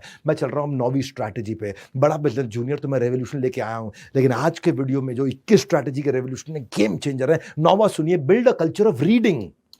क्या होता है रीडिंग?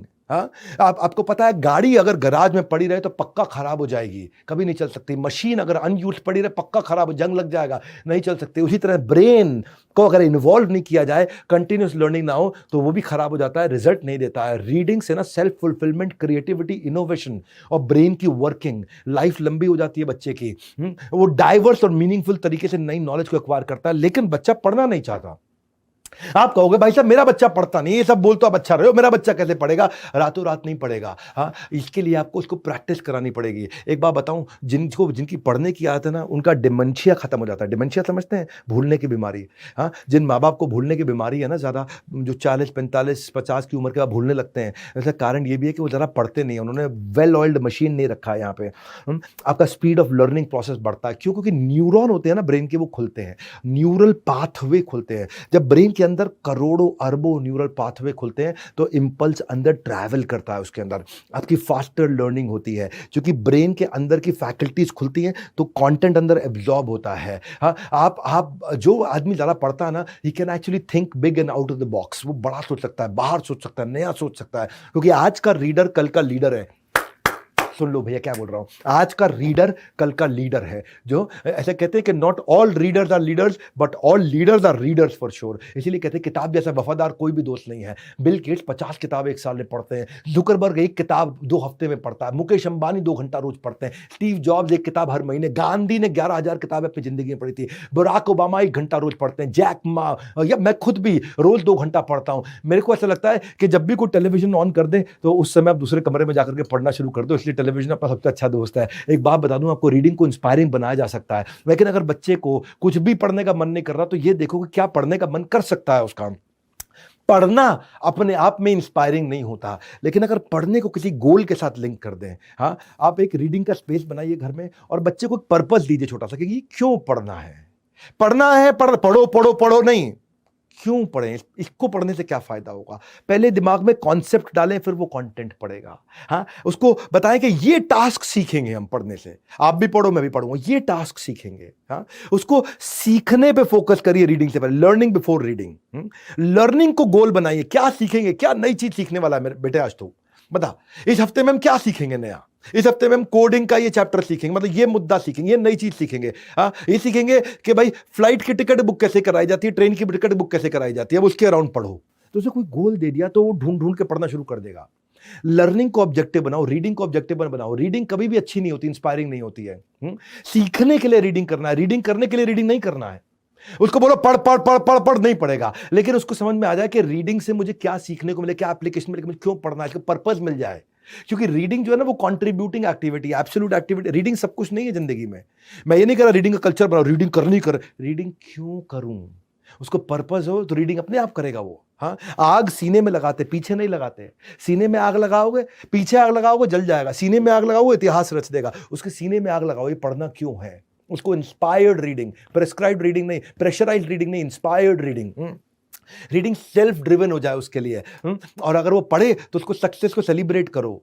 मैंने भी रीडिंग को आसान करने के लिए जब अपनी लीडरशिप के साथ डिस्कशन किया तो 1 साल लगाया आपने इस पे, इस एडटेक कंपनी के अंदर कंटेंट को सीबीएसई से सर्टिफाई कराया, स्ट्रक्चर्ड कंटेंट लेके आए और 3000 पब्लिशर्स का कंटेंट ला करके अपनी ऐप में डाल दिया।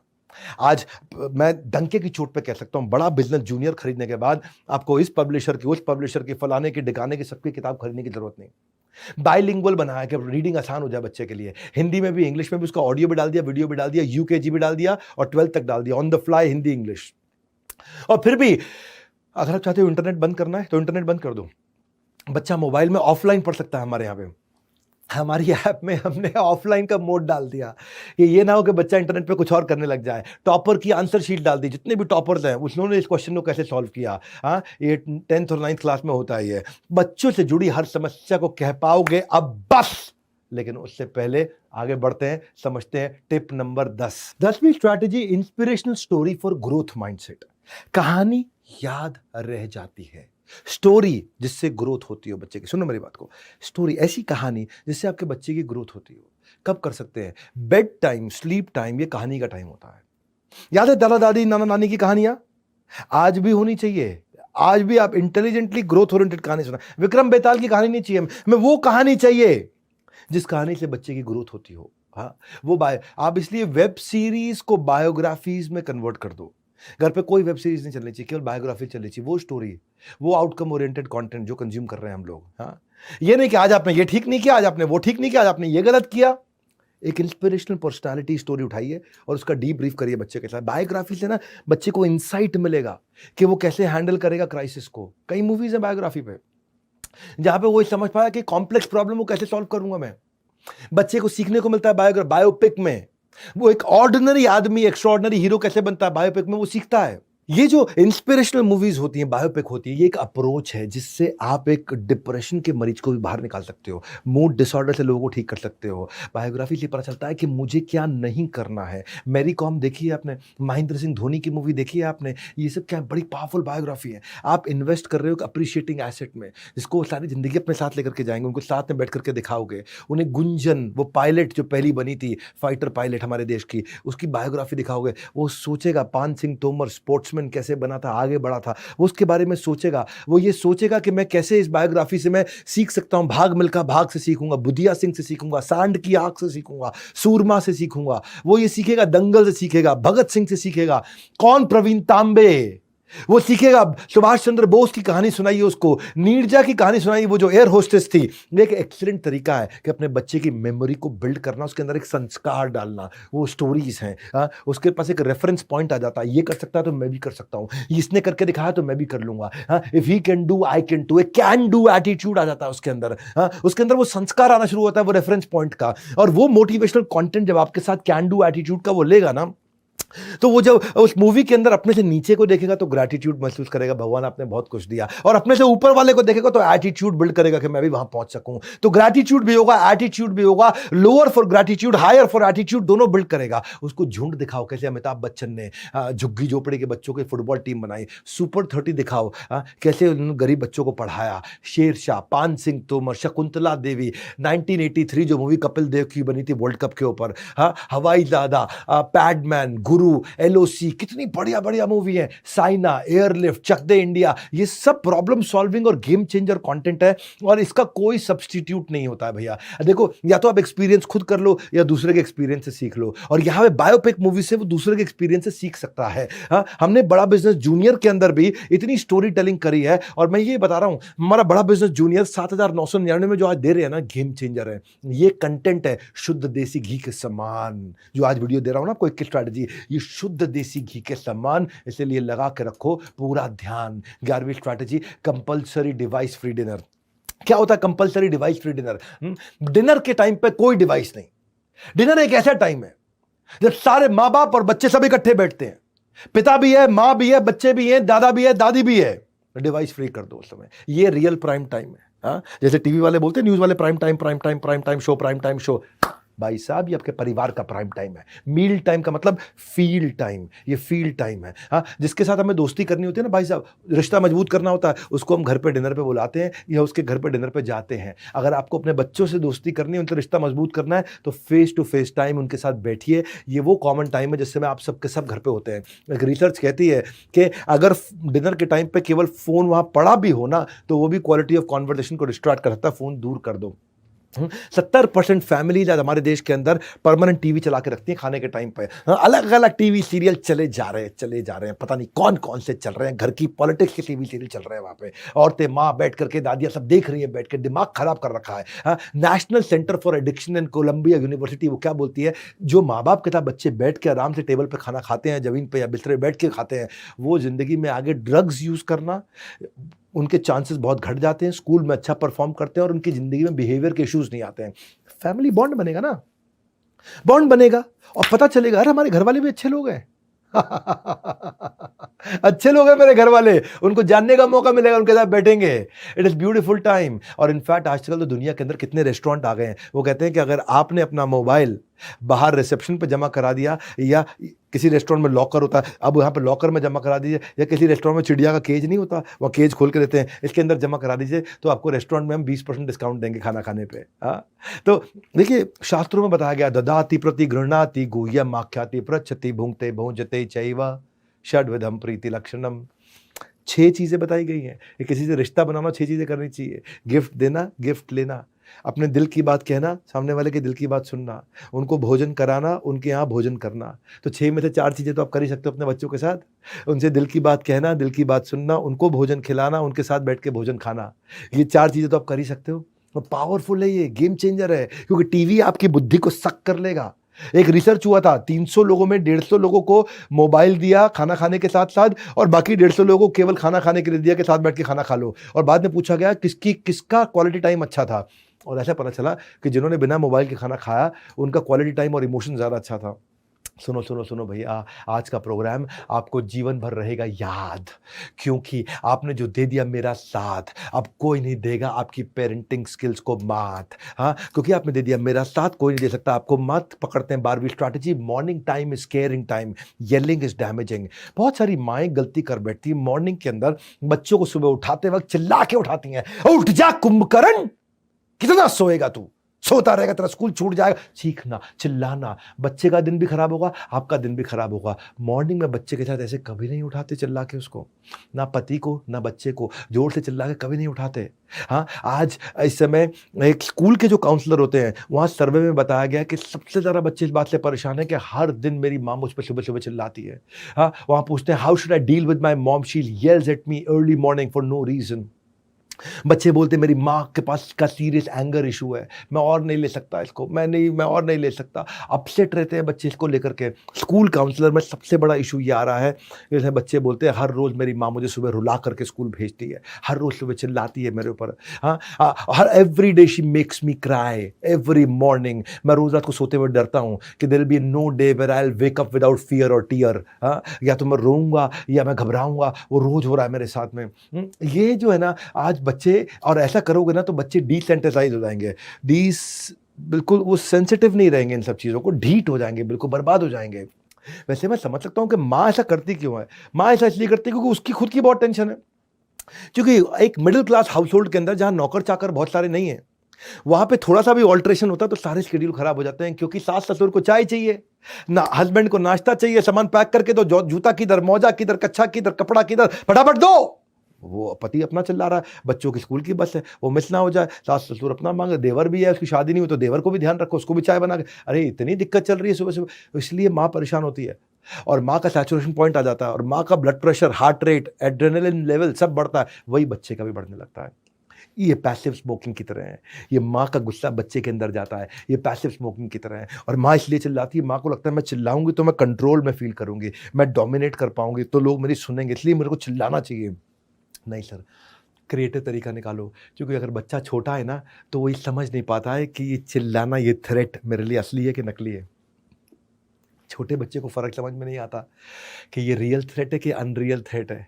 ये जो मेरे पे चिल्लाया गया है, ये मेरे लिए बहुत खतरनाक है, ये ऐसे ही मम्मी बोल रही है क्योंकि मम्मी परेशान है बेचारी। मम्मी परेशानी में चिल्ला रही है, या वो वास्तव में चाहती है कि मैं मर जाऊँ, या मैं ऐसा पागल हूँ, या मैं घटिया हूँ। इसीलिए बिना शाउट किए करने के लिए येलिंग जो है वो गलत कंट्रोल का तरीका है। रीअरेंज करो अपने शेड्यूल को, प्लानिंग, प्रिपरेशन, प्रिवेंशन करो।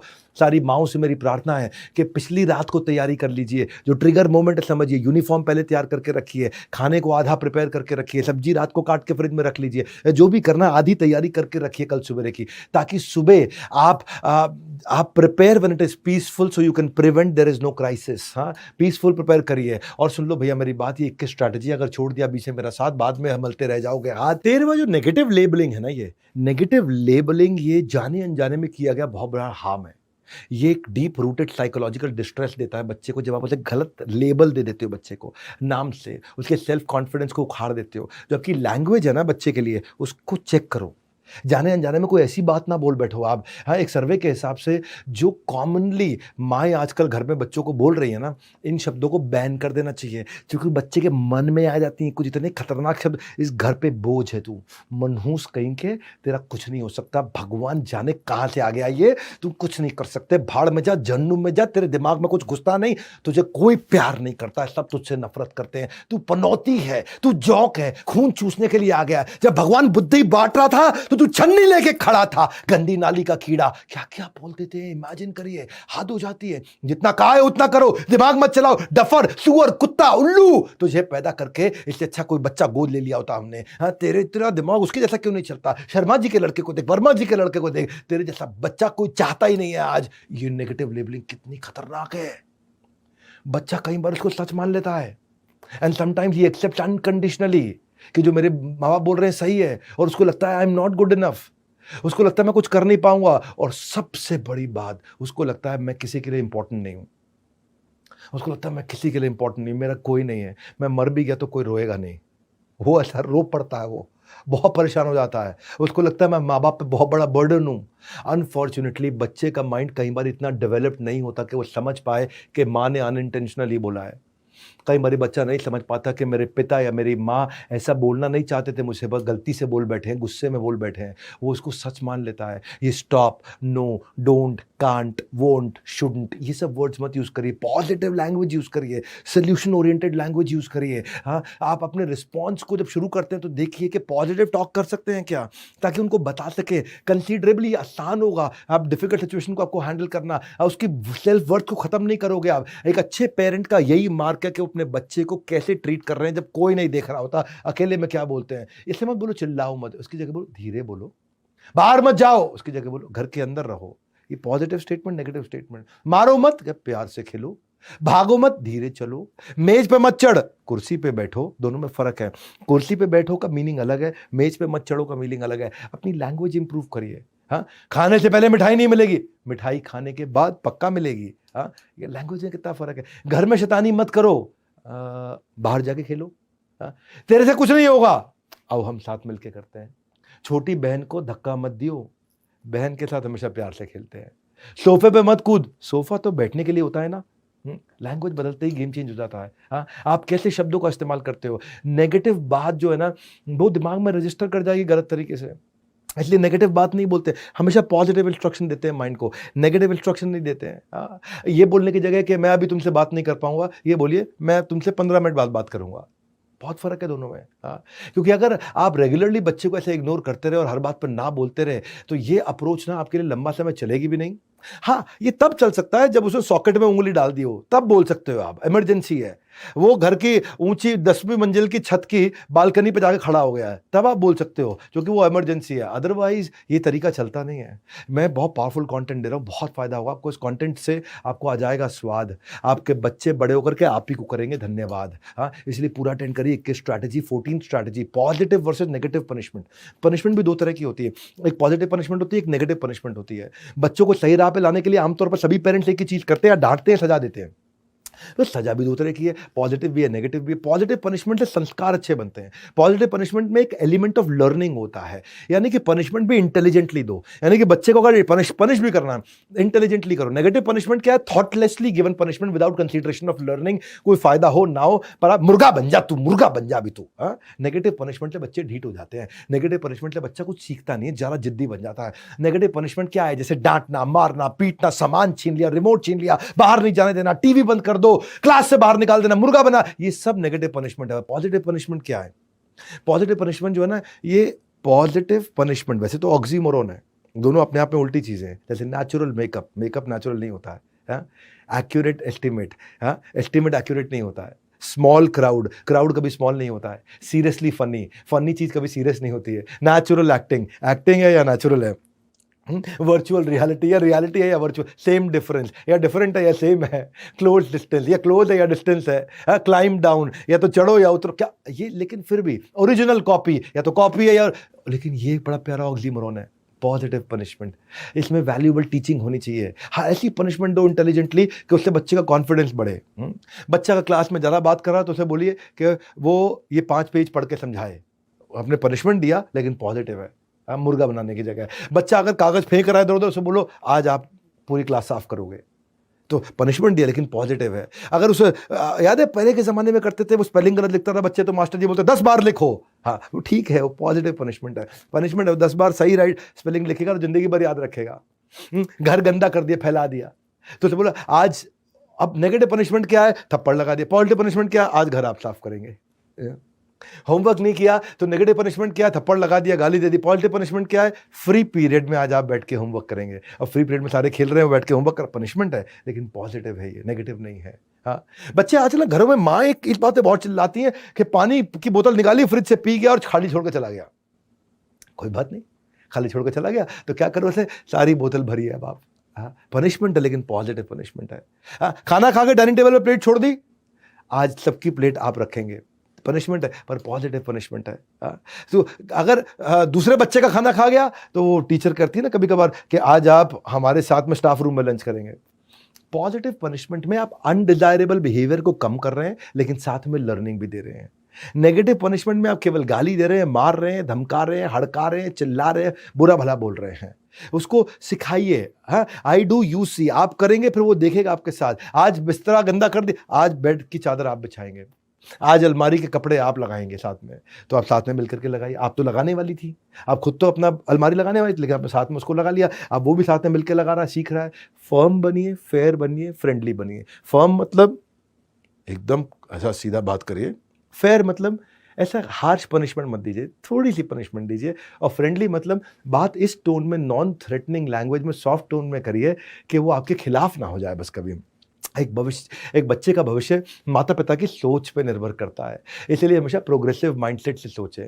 मैंने बड़ा बिजनेस जूनियर को इतना प्रोग्रेसिव इसीलिए बनाया है, प्रैक्टिस सेशन बच्चों के लिए इसीलिए बनाया कि अगर उनको प्रैक्टिस सेशन करें भी तो क्रिएटिवली करें। मेरी बात सुनो, आप बड़ा बिजनेस जूनियर के बारे में जरूर पता लगा लीजिएगा। 7,999 में 1 साल की हम स्कूल की पढ़ाई भी करा रहे हैं, सारे के सारे पब्लिशर, सारे बोर्ड सब कवर कर लिए, और साथ में उसकी पर्सनैलिटी, उसकी ज़िंदगी की पढ़ाई भी करा रहे हैं। और बहरहाल 21 स्ट्रैटेजी में आज खुल रहे न्यू एज पेरेंटिंग के सबसे बड़े राज जानने के लिए अंत तक मेरे साथ बने रहिएगा। सारी 21 स्ट्रैटेजी 15th पे आ गए। स्कूल का सिलेक्शन बड़ा क्रिटिकल होता है, school selection is very critical. हर माँ बाप अपने बच्चों को बेस्ट एजुकेशन, बेस्ट स्कूल देना चाहते हैं, पर घर के अलावा, क्योंकि सबसे ज्यादा समय वो बच्चा स्कूल में बताता है, इसलिए माँ बाप चाहते हैं सबसे बढ़िया स्कूल में करो, जिसकी ज्यादा फीस उतना बढ़िया स्कूल, जितनी ज्यादा फीस उतना बढ़िया स्कूल। अरे नहीं, कई बार पेरेंट्स दिखावे के लिए अपने बच्चे को महंगे स्कूल में भेज देते हैं, लेकिन और ताकि वो अपने ग्रुप में सबको बोल सके, अरे मैं तो फलाने स्कूल में भेजता हूं, देखो 50,000 रुपए की फीस है, मैं 1 लाख की फीस, 2 लाख की फीस। वो सुनाना चाहते हैं लोगों को। नहीं सर, बिल्कुल मत करना ऐसा, कभी मत करना। पूछिए क्यों? इसलिए क्योंकि स्कूल के अंदर की फैसिलिटी अगर आपके घर के कंपैरिजन के आसपास हो तो ठीक है। अगर स्कूल के अंदर की फैसिलिटी और वहां बच्चे बहुत महंगी महंगी फीस देके आ रहे हैं, तो वहां के जो बच्चे हैं, अगर वहां की फैसिलिटी बच्चे बहुत आगे एडवांस्ड हैं, तो उसको घर पे रह के अच्छा लगेगा ही नहीं। बच्चे को स्कूल अपनी क्षमता के अनुसार उसके बराबर या उसके आसपास का देना चाहिए, क्योंकि उस स्कूल में बच्चे हाई एंड गैजेट डिस्कस करेंगे, लग्जरी गाड़ियों का डिस्कशन करेंगे, एग्जॉटिक हॉलिडे लोकेशंस का डिस्कशन करेंगे, ब्रांडेड कपड़ों के ब्रांड्स की बातचीत करेंगे, जूतों के ब्रांड की बात करेंगे, एक्सपेंसिव गिफ्ट की बात करेंगे। और जब वो घर आकर के देखेगा और घर पे आकर के आपका घर का बुरा हाल देख करके, फिर वो आपको ऐसा मानेगा कि मेरे माँ बाप किसी काम के नहीं है, माँ बाप ने कभी अपनी जिंदगी में कुछ किया नहीं, बाप ने कुछ करके दिखाया नहीं, हम पे चिल्लाता रहता है। वो पेरेंट्स बच्चों के अच्छे भविष्य के लिए ऐसे स्कूल में डालते हैं, पर उल्टा भविष्य खराब हो जाता है, क्योंकि उसके अंदर इंफीरियरिटी कॉम्प्लेक्स आ जाता है। माँ बाप को लगता है हमने बच्चों के लिए इतना कुछ किया, और बच्चे देखते हैं कि उसके दोस्त रईस है, उनके महंगे शौक हैं, उनकी लग्जरी लाइफस्टाइल है, उसके अंदर इंफीरियरिटी कॉम्प्लेक्स आ जाएगा, या फिर वो गलत रास्ते पे चल पड़ेगा उन इच्छाओं को पूरा करने के लिए। वो घर में चोरी करने लग जाएगा अचानक से, या घर में घर का कोई सामान नहीं लाकर बाहर बेच आएगा, या किसी दोस्त रिश्तेदार को झांसे में देकर के पैसा लूट लेगा, कुछ ना कुछ करेगा। या तो वो इंफीरियरिटी कॉम्प्लेक्स में दब जाएगा, या फिर वो कोई गलत काम करेगा, वो सफेद झूठ बोलना शुरू कर देगा, फैमिली फंक्शन में जाने से कतराएगा, आपके साथ उठेगा बैठेगा नहीं, आपको गरीब समझने लग जाएगा। हाँ, आपको ऐसे समझेगा जब तुम्हारी औकात नहीं तो मुझे स्कूल में डाला क्यों, महंगे स्कूल में डालने से फिर। इसलिए इसकी कोई गारंटी नहीं है कि महंगे स्कूल में बच्चों को डाल के विकास होगा। और अगर इसको ढंग से चेक नहीं किया ना आपने, उसकी इंफीरियरिटी कॉम्प्लेक्स इतनी बढ़ सकती है कि उसको मेंटल हेल्थ इश्यूज होते हैं, क्योंकि वहाँ सब गाड़ियों पे आ रहे हैं, बच्चा आपका स्कूल की बस पे जा रहा है, वहाँ बच्चों के जूते भी स्कूल के ब्रांडेड होते हैं, नाइकी का जूता पहन के आता है, आप सिंपल जूता पहनाते हैं उसको, वहाँ वो घड़ी भी महंगी पहन करके आता है। तो ऐसे इंफीरियरिटी कॉम्प्लेक्स वाले बच्चों के पास बहुत बड़ा रिस्क होता है, उनको क्रोनिक डिप्रेशन में चले जाना और वर्थलेस फील करना। इंफीरियरिटी कॉम्प्लेक्स लॉन्ग टर्म में इमोशनल सोशल रिलेशनशिप पे बहुत इंपैक्ट लेकर के आता है। दूसरी चीज, स्कूल नजदीक रखो अपने घर के, बहुत दूर का स्कूल कभी मत लेना। कई बार अच्छे स्कूल के चक्कर में पेरेंट्स इतना दूर भेज देते हैं बच्चे को कि 1.5 घंटा सुबह जाने में, 1.5 घंटा आने में, क्योंकि बस तो देखो हर स्टॉप पे रुकेगी, अगले स्टॉप पे, स्टॉप पे, स्टॉप पे, स्टॉप पे, बस रुकते रुकते बहुत टाइम लगाती है। छोटा डिस्टेंस भी 45 मिनट 1 घंटे में कवर करती है, और अगर 1.5 घंटा आखिरी स्टॉप और पहला स्टॉप हो गया तो बच्चे की जिंदगी खराब। क्यों खराब? क्योंकि वो सारे मेधावी बच्चे जो स्कूल के पास में रहते थे ना, उनकी जिंदगी में आपके बच्चे के मुकाबले 3 घंटे ज्यादा हो जाते हैं। 1.5 घंटा सुबह, 1.5 घंटा शाम को। आपके बच्चे की जिंदगी से 1.5-3 घंटा डिलीट हो गया है, इवेपोरेट हो गया है, निकल गया है, खत्म हो गया, गायब हो गया है। उसके 3 घंटे उसकी जिंदगी में से खत्म कर दिया आपने, क्योंकि वो बस में 1.5 घंटा सुबह बैठा, बस में 1.5 घंटा दोपहर को बैठा, उसका ट्रैवलिंग टाइम खत्म करिए, आसपास लेकर के आइए। और फाइनली तीसरी चीज, स्कूल ऐसा होना चाहिए जिसमें एकेडमिक के साथ साथ एक्स्ट्रा करिकुलर एक्टिविटी पर ध्यान दिया जाता हो। स्कूल ऐसा हो जिसमें स्पोर्ट्स हो, ओवरऑल पर्सनालिटी डेवलपमेंट हो, कम्युनिकेशन, टैलेंट, ये सब हो। स्कूल ऐसा हो जहां पे इन सारी एक्टिविटीज को equal importance, sports, art, dance, music, drama, competition, olympiad, seminar, इन सब पे ध्यान दिया जाए। मैं इसीलिए सारी एडटेक कंपनी केवल एग्जाम पे ध्यान दे रही थी। मैं केवल बड़ा बिजनेस जूनियर है, किसी एडटेक कंपनी है जो एग्जाम के बाद भी है। आज हम अफोर्डेबल है, अवेलेबल है, एक्सेसिबल है, डंके की चोट पे बोलते हैं। 7,999 में जो हमने लॉन्च प्राइस दिया, किसी में हिम्मत नहीं है, क्योंकि पड़े हो किस चक्कर में, कोई नहीं है टक्कर में। हम इतना अफोर्डेबल लेकर के आए, इतना अवेलेबल लेकर के आए हैं। हम टियर 3 टियर 4 सब हिंदी भाषा में, और इसीलिए हम multiple device, multiple operating system का लॉग इन एंड्रॉइड पे भी है, मोबाइल पे भी है, टैबलेट पे भी है, विंडो पे भी है, लैपटॉप पे भी है, डेस्कटॉप पे कमिंग सून, आपके लिए गेम चेंज कर दिया। और सुनो मेरी बात, सुनो सुनो सुनो सुनो भैया, एक बात और, कॉपी पेन लेकर के बैठिए, अंत तक लिख लेना एक एक बात। यही होगा, यही रहेगा आपके जिंदगी भर आपके साथ। 16वीं स्ट्रैटेजी, पेट्रोल की गाड़ी में डीजल नहीं डालते। क्या बोला स्ट्रैटेजी, कमाल की। सबको पता है पेट्रोल की गाड़ी में डीजल नहीं डालते, फिर अपने बच्चे के साथ गलत क्यों कर रहे हो आप? बच्चा अगर पेट्रोल की गाड़ी है तो उसमें डीजल क्यों डाल रहे हो? इंजन सीज हो जाएगा। जैसा बच्चा उसको वैसा एक्सेप्ट करो। हाँ, कोई बच्चे इंट्रोवर्ट है, कुछ एक्सट्रोवर्ट है, कुछ शाय है, कुछ टॉकेटिव है। कैसे किया जाए? इंट्रोवर्ट बच्चे को पहले खिलौने के साथ बात करना सिखाया जाता है, उसको पिच द पिक्चर सिखाया जाता है, उसको कहानी बोलना सिखाया जाता है। देखो बच्चे 3 प्रकार के होते हैं। पहले आप समझते हैं, एक होता है विजुअल लर्नर्स, को बोलते हैं वैक, विजुअल, ऑडिटरी, काइनेस्थेटिक। हर बच्चा अलग है। ये सुनो, बहुत काम का टॉपिक बता रहा हूं, मेरे को बहुत बाद में पता चला था अपने बारे में। पूरे स्कूल टाइम पे मुझको नहीं पता चला था कि मैं विजुअल लर्नर नहीं हूं, मैं ऑडिटरी और काइनेस्थेटिक लर्नर हूं। मुझे खुद अपने बारे में बाद में पता चला था। आज आपको आज पता चल रहा है कि आपका बच्चा विजुअल लर्नर है कि ऑडिटरी के काइनेस्थेटिक है। क्या फर्क है? सुनो, विजुअल लर्नर वो होता है जो पढ़ के सीखता है, देख के सीखता है, पढ़ के सीखता है, देख के सीखता है। उसको पढ़ना अच्छा लगता है, वो घंटों बैठ के किताब में पढ़ सकता है, वो ग्राफ पढ़ेगा, चार्ट पढ़ेगा, डायग्राम पढ़ेगा, प्रोजेक्ट फाइल, उसको कलर्स अच्छे लगते हैं, वो ड्राइंग कर सकता है, वो प्लानिंग कर सकता है, ऑर्गेनाइज्ड होता है, वो स्क्रिबलिंग करता रहता है, वो लिखता रहता है, उसको हैंडराइटिंग भी उसकी सुंदर होती है, उसकी स्पेलिंग मिस्टेक कभी नहीं करता, उसकी मेमोरी अच्छी होती है। वो नॉर्मली स्कूल में अगर मौका दिया जाए तो पहली रो में जाके बैठता है, दूसरे रो में जाके बैठता है, उसको पीछे बैठना पसंद नहीं है। लेकिन दूसरे होते हैं ऑडिटरी लर्नर, इनको सुन के और बोल के सीखना पसंद है। ये जितना बोलते हैं, जितना सुनते हैं, उतना अच्छा सीखते हैं। हाँ, ये ऊंची आवाज में बात भी करते हैं, इनको रिकॉर्डिंग सुनना अच्छा लगता है, इनको ऑडियो फाइल अच्छा लगता है, इनको वीडियोस अच्छे लगते हैं। ये रीडर स्लो होते हैं, इनको रीडिंग पसंद नहीं आती है। ये अगर कोई नॉइज आ जाए तो डिस्ट्रैक्ट हो जाते हैं, तुरंत डिस्ट्रैक्ट हो जाते हैं। ये पढ़ते पढ़ते भी बोलते बोलते पढ़ते हैं, इनको गाते गाते पढ़ते हैं, कई बार म्यूजिक लगा के पढ़ते हैं। ये डिबेट्स में अच्छे होते हैं, ये बातचीत में अच्छे होते हैं, ये लेक्चर सुनना पसंद करते हैं। और मौका दिया जाए तो ये क्लास में जाके बीच में बैठते हैं, ना आगे बैठते हैं ना पीछे बैठते हैं। पर कुछ होते हैं काइनेस्थेटिक लर्नर, ये बिल्कुल अलग है। हमारे देश के स्कूल इनके लिए बने ही नहीं है। हमारे देश के स्कूल इनके लिए, ये केवल छूने से और करके सीखते हैं। इन्हें कुछ करने के लिए दे दो, इन्हें कुछ एक्टिविटी में इन्वॉल्व पसंद रहता है, इन्हें प्रोजेक्ट करना, इनको एक्सपेरिमेंट करना, इनको बिल्ड करना, इनको एक्शन, इनको टास्क करना, इनको चलना, इनको चलते चलते बात करना, इनको फिजिकल रिवॉर्ड पसंद है। ये काइनेस्थेटिक है। ये मोबाइल की नोटिफिकेशन आते डिस्ट्रैक्ट हो जाते हैं। ये आपने देखा, कुछ बच्चे होते हैं जो क्लास में पीछे बैठते हैं और अपना पाँव हिलाते रहते हैं, टक टक टक टक टक टक, उनका बेंच के नीचे पाँव हिलता रहता है, हिलता रहता है, हिलता रहता है। ये काइनेस्थेटिक वाले होते हैं। ये हर समय इनका पाँव हिलता रहता है हर समय।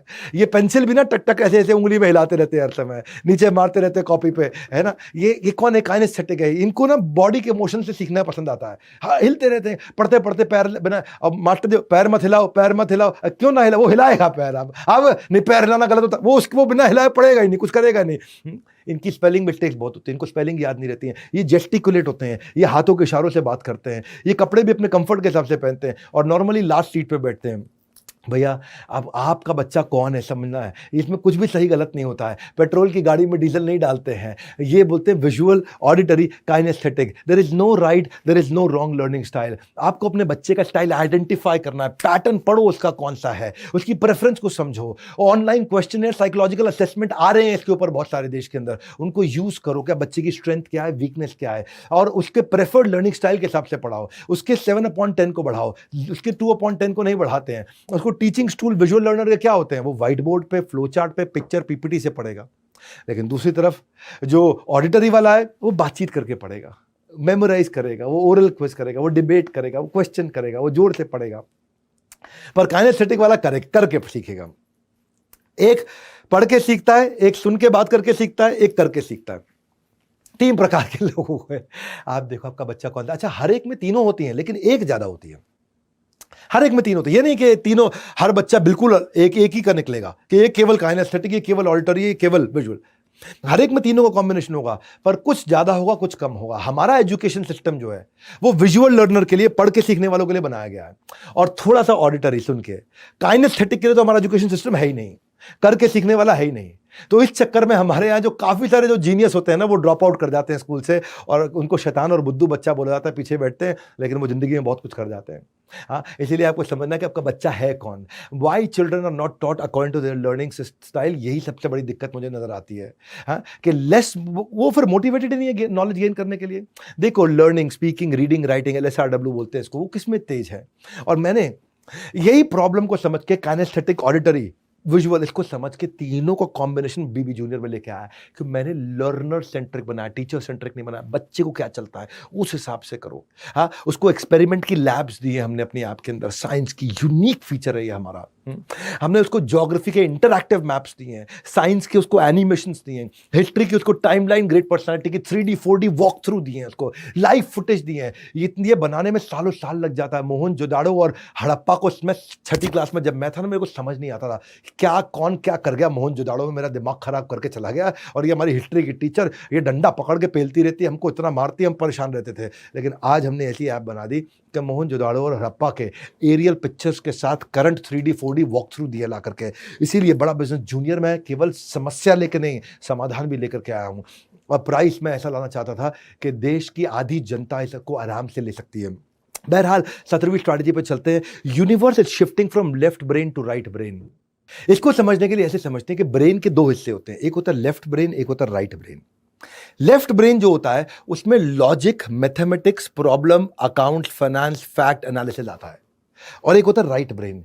राइट ब्रेन में visual, intuitive, imagination, holistic thinking, art, drama, music, rhythm, feeling, visualisation, day dreaming, वो सब आता है। यानी कि राइट ब्रेन अलग तरीके से काम करता है, लेफ्ट ब्रेन अलग तरीके से काम करता है। ये सबको पता है बात, ये प्रूवन टेस्टेड है, सबको पता है। लेकिन रीसेंट डेटा से समझ में आया। देखो अब, अच्छा इसको ऐसे समझो कि अगर किसी भी इंसान को, मैं एक आपको क्वेश्चन देता हूं, किसी भी इंसान को उसने 15 दिन पहले डेटा सुनाऊं कि ये डेटा ऐसा था, उसको वो डेटा याद रहेगा? या 15 साल पहले उसने गाना सुना हो, हाँ कहो ना प्यार है, ये गाना 15 साल पहले आया था, 15 से थोड़ा ज्यादा उसी के समय आसपास आया होगा। हाँ, ऐसे बोलते बोलते मुझे यही एग्जांपल याद आ रहा है इसी गाने का। कि तो अब वो ऋतिक रोशन का गाना था कहो ना, वो गाना ज्यादा याद होगा या 15 दिन पुराना डेटा याद होगा? 15 साल छोड़ दो भाई साहब, 50 साल पुराना गाना भी याद रहेगा लोगों को। चौदहवीं का चांद हो या आफताब हो, जो भी हो तुम, खुदा की कसम लाजवाब हो। लोगों को गाना याद रहता है, डेटा भूल जाते हैं। क्यों? ये मेरा सवाल है आपसे, क्यों लोग डेटा, नंबर, लॉजिक सब भूल जाते हैं, लेकिन उनको गाने, इमोशन, फीलिंग सब याद रहते हैं? क्योंकि लेफ्ट ब्रेन 10% रिट्रीवल देता है और राइट ब्रेन 90% रिट्रीवल देता है। यह नहीं पता था लोगों को, जो मैं आपको बता रहा हूं पेरेंटिंग के वेबिनार में। लेफ्ट ब्रेन से केवल 10% इंफॉर्मेशन वापस निकाली जा सकती है, राइट ब्रेन से 90% निकाली जा सकती है। Left brain analytical, logical, detail, fact, number, mathematics, accounts, finance, physics, chemistry का होता है, और right brain emotions, feeling, free thinking, creativity, intuitivity का होता है। अब ट्रेडिशनल टीचिंग जो है वो रट्टा मारने की है। अब लेफ्ट ब्रेन से कुछ याद नहीं रहता तो रट्टा मरवाया जाता है, कॉपी कराया जाता है। अब स्टडी के पैटर्न्स बदल गए, स्टडी के पैटर्न्स विजुअल हो गए, इंटरैक्टिव हो गए, सबको समझ में आ गया। ये जो 90% वाला ब्रेन है ना, इसका इस्तेमाल करो। अब मैं आपको बताता हूं गेम कहां चेंज होता है। गेम होता है what if we can make the left brain content consumed with right brain based patterns. सुनो मेरी बात को, मैं अगर मैथमेटिक्स को, अकाउंट्स को, फिजिक्स को, केमिस्ट्री को, मैं डेटा को, नंबर्स को अगर विजुअल फॉर्मेट में, कहानी के फॉर्मेट में, स्टोरी में और इमोशंस के साथ सिखा दूं तो वो जिंदगी भर याद रहेगा। ये है मेन मुद्दा। समझ आ गया मेरा बात आपको? ये मेन मुद्दा है कि अगर मैंने मैथमेटिक्स को कहानी के साथ सिखा दिया, इसीलिए क्यों टीचर कुछ अच्छे होते हैं, इसीलिए क्यों फिजिक्स वाला को हमने इन्वाइट किया, हमारे साथ आए, वो उन्होंने बड़ा भारत शो में बहुत अच्छी बातचीत करी। फिजिक्स वाला क्यों उनका इतना नाम है? क्योंकि वो लेफ्ट ब्रेन के कंटेंट को राइट ब्रेन के स्टाइल में सिखाते हैं, वो एक्टिंग करके सिखाते हैं। इतना बढ़िया एक्टिंग करते हैं, अपने जीन्स पे टैटू बना के ले आते हैं, जीन्स पे फॉर्मूला लिख के आते हैं, कहानी करते हैं, एक्टर्स की तरह कहानी करके सिखाते हैं, वो खूब ड्रामा करते हैं। हाँ बेटा, हाँ ठीक है पापा खरीद ले। हाँ ठीक है पापा पैसा पैसा। और इतना बढ़िया काम करते हैं। ये है मेन मुद्दा कि लेफ्ट ब्रेन के कंटेंट को राइट ब्रेन के स्टाइल में सिखाओ। यानी कि आप लेफ्ट ब्रेन के कंटेंट को रट्टा मत लगवाओ, उसके पीछे के कॉन्सेप्ट को, उसके पीछे की थ्योरी को, उसके पीछे की स्टोरी को, उसके पीछे के फ्रेमवर्क को, उसके पीछे की अंडरस्टैंडिंग को, उसके पीछे के लॉजिक्स को विजुअली स्टोरी के साथ समझा दो बच्चों की भाषा में। बच्चे कहते हैं अरे समझ में आ गया, ये मास्टर जी सबसे अच्छे हैं। याद है बच्चों को, आप सारे बच्चे जो देख रहे हो इस वीडियो को, कुछ मास्टर आपको पसंद आते हैं, ये वही मास्टर हैं जो लेफ्ट ब्रेन की पढ़ाई को राइट ब्रेन के स्टाइल में करा देते हैं। ये यहाँ पे सारा गेम। इसीलिए आज जब मैंने अपनी तैयारी करी तो experiential learning, 3D 4D audio visual retention technique आसान। मैं अपनी मेहनतें बताना चाहता हूं आपको कि मैंने क्या मेहनत करी पिछले 1 साल, 1.5 साल, 2 साल के अंदर, कि बच्चों के लिए वीडियो, क्विज, गेम्स और वर्कशीट के साथ पढ़ाई कराएंगे। स्कूल की पढ़ाई ऐसा नहीं करेंगे बस खाली एनसीईआरटी की किताब पढ़ ले। देखो भैया, दो चीजें हैं। हाँ, एक होता है टॉप लाइन एकेडमिक स्कोर, एक होता है बॉटम लाइन पर्सनालिटी स्कोर। ये दोनों को बिल्ड करा दो, ये है बड़ा बिजनेस जूनियर। हाँ, बहरहाल आज के प्रोग्राम में let's get trained on how to operate like a well oiled machine. माता पिता के लिए इससे अच्छा वीडियो कोई नहीं हो सकता। अगर आप बच्चे हैं, ये सारे माता पिता तक वीडियो पहुंचा दो, और ये इससे मैं रेवोल्यूशन ला सकता हूं पेरेंटिंग के स्टाइल में। फ्री वीडियो है, सबके लिए अवेलेबल है। शेयर कर देना इस वीडियो को दबा करके। 18वीं strategy, 18th rules in house eliminates confusion. घर में ना पॉलिसी बना दो, रूल्स बना दो, कंफ्यूजन खत्म। आपको बच्चों को डांटना नहीं पड़ेगा। क्या मतलब होता है इसका? किसी को भी ना सुनना पसंद नहीं है। Nobody likes to hear no. आप ये नहीं कर सकते, आप वो नहीं कर सकते, ये नहीं। हमारे घर की ये पॉलिसी है, हमारे घर का ये रूल है, ये बता दो। जंक फूड, आप जंक फूड नहीं खा सकते। हम जंक फूड खाली संडे को खाते हैं, हमारे घर का रूल है। अब बच्चा मंडे टू सैटरडे मांगेगा ही नहीं, क्योंकि घर में आपने रूल बना दिया। रूल बनाने के बाद क्या होता है, आपको बार बार मना नहीं करना पड़ता। यू डोंट हैव टू से नो। हाँ, जैसे आपने रूल बनाया कि घर से बाहर, रूम से बाहर निकलते वक्त जैसे कई बार माता पिता आपस में बात करो तो बच्चा बीच में बोलता है, तो ये बीच में मत बोलो, बीच में बोलो नहीं। आपने एक रूल बना लिया घर में कि don't interrupt when two elders are talking. तो आपको वो नहीं बोलना पड़ेगा, शट अप नहीं बोलना पड़ेगा उसको। परिवार में जब नियम बना लिए जाते हैं ना, देखो आप, हाँ, it is parenting, it's not fathering and mothering. हाँ, ये फादरिंग नहीं है कि फादर अकेला कर लेंगे, मदर अकेले कर लेंगे। आपको दोनों के बीच में रिश्ता होना अच्छा जरूरी है। फिर भी हर घर में माता पिता का झगड़ा होता है, हर घर में झगड़ा होता है। बच्चों को पीछे मत लेकर के आइए, बिल्कुल मत लेके आइए। बच्चों की जिंदगी मत खराब करिए। हाँ, आप बच्चों को उनसे अलग रखिए। पेरेंटिंग में टीम वर्क चाहिए आपको, मदर और फादर दोनों चाहिए। अपनी ईगो को छोड़ दो, घटिया ईगो को छोड़ दो। बच्चों की जिंदगी खराब मत करो। हाँ, नहीं तो बच्चे जो है ना इसका फायदा उठाते हैं। रूल क्या है? रूल ये है कि अगर आपस में कोई आर्ग्यूमेंट है तो बच्चों को उससे बाहर रखो। तो if you are fighting with the spouse, it is expected for couples to have disagreement, it is okay.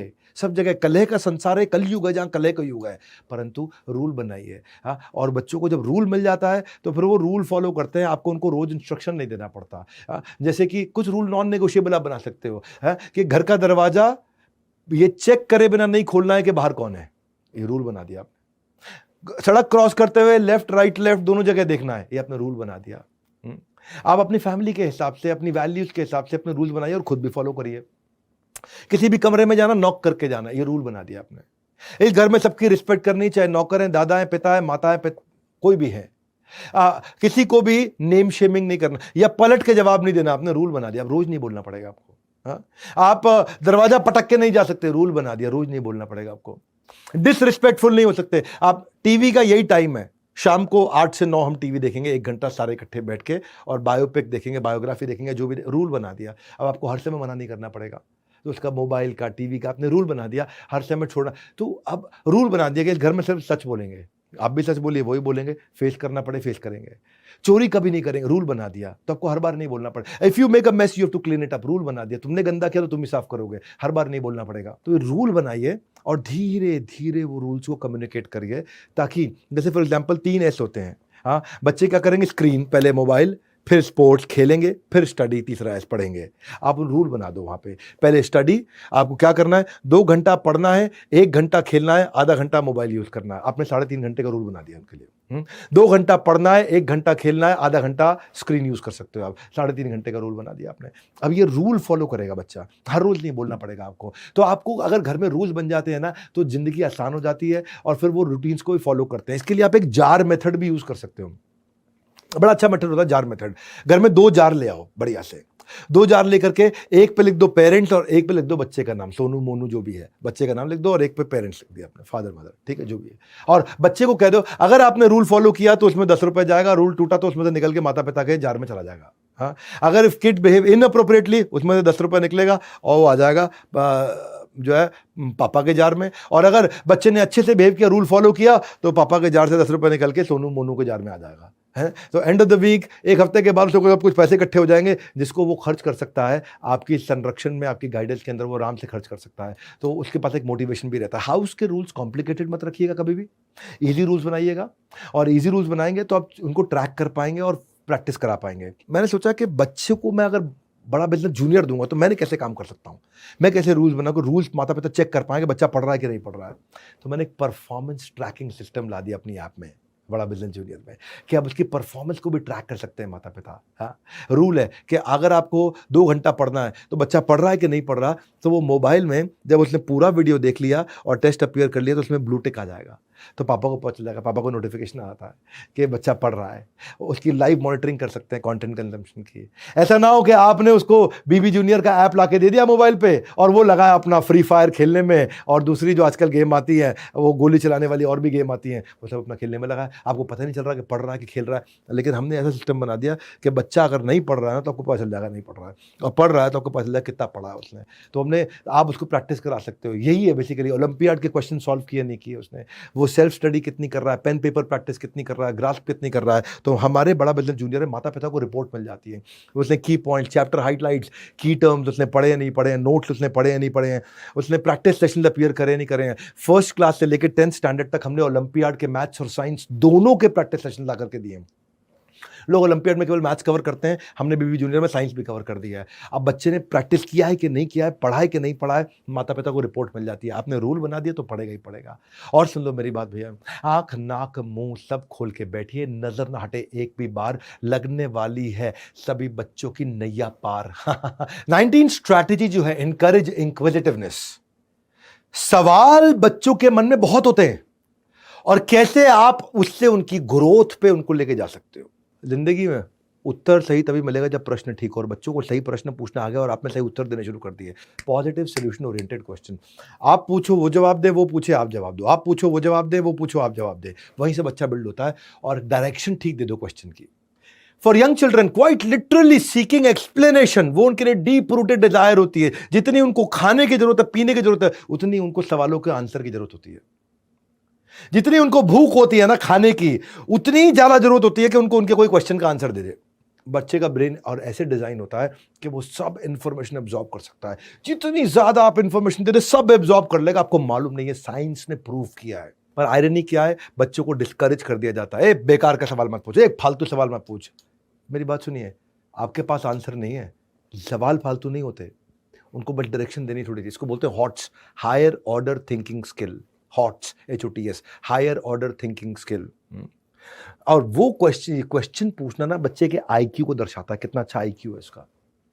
आप उसके IQ का पूरा फायदा उठा सकते हो, क्योंकि ये प्रूव कर रहा है कि वो अलग अलग एंगल से एक चीज को समझने की कोशिश कर रहा है। अगर उसके मन में सवाल आ रहे हैं तो बच्चों के साथ टाइम स्पेंड करिए सवाल जवाब पे। ये उनको नई डिस्कवरीज में, उनको डिसीजन मेकिंग को पॉलिश करने में उनको जिंदगी भर मदद करता है। एक बच्चों के जो सवाल होते हैं वो जब वो नॉलेज को प्रोसेस करने में आपके उत्तर से उसको बहुत मदद मिलती है। वो इन गैप्स को खत्म करके अपनी सेल्फ एस्टीम को बड़ा कर पाता है। और अगर बच्चों ने सवाल पूछना बंद कर दिया ना, वो इसलिए बंद कर दिया क्योंकि फियर ऑफ जजमेंट है। उनके सवालों पे उनको डांटा गया है, उनको उनके सवालों पे नीचा दिखाया गया है। इसलिए उनको कभी जज मत करिए, रिडिक्यूल मत करिए, बिल्कुल भी। कोई भी सवाल पूछे वो बात करिए। आपको पता है एक साइंस के सर्वे के हिसाब से चाइल्ड साइकोलॉजी में क्या बताया गया है कि कौन से बच्चे को आप बताया गया कि वो बहुत अच्छा बिल्ड होगा? वो बच्चा जिसके एक दिन में एवरेज 73 क्वेश्चंस का आंसर दिया हो माँ बाप ने। इम्पॉसिबल लग रहा है ना आपको? 73 के आप 3 क्वेश्चन का आंसर नहीं देते। लेकिन ऐसा बताया गया है कि वो बच्चा अनप्रेसिडेंटेड ग्रोथ दिखाएगा सबके मुकाबले, जिसके एक दिन के अंदर 24 घंटे में 73 प्रश्नों का उत्तर दिया जा रहा हो। ये स्टडी बता रही है। This is called parenting boss, this is called parenting. जो कंटेंट दे रहा हूं ना, कहीं मिलेगा नहीं आपको, इंटरनेट के यूनिवर्स पे अवेलेबल नहीं है ये। रिवॉर्ड करो बच्चे को उसके क्वेश्चन पे, उसको बोलो क्या बड़ा great question you asked, I am glad you asked this question, a very good question, ओ शाबाश, ओ क्या पूछ रहे हो, क्या बात पूछी यार, ओ मजा आ गया। ये करो तो बच्चा और पूछेगा तो और आप इन्वॉल्व हो, थोड़ा टाइम देना पड़ेगा। 4 प्रकार के पेरेंट होते हैं, अथॉरिटेरियन, परमिसिव, अथॉरिटेरियन परमिसिव के अलावा होते हैं डेमोक्रेटिक और निग्लेक्टफुल। 4 प्रकार के पेरेंट्स होते हैं, याद रखिएगा हमेशा भी आप। अथॉरिटेरियन कौन से हैं? जैसा बोला वैसा करो, बहस मत करो। अगर बच्चों के भविष्य को उज्जवल बनाना ना, तो तानाशाही की प्रवृत्ति खत्म कर दो बच्चों के साथ में। अथॉरिटेरियन, अथॉरिटी, जो बोला है वो करो। परमिसिव, ये बेकार पेरेंट है। एक है जो करना है करो परमिसिव, जो करना है करो। बच्चों की मेमोरी में रहना ना कल को, तो आज उनकी जिंदगी में रहना पड़ेगा आपको।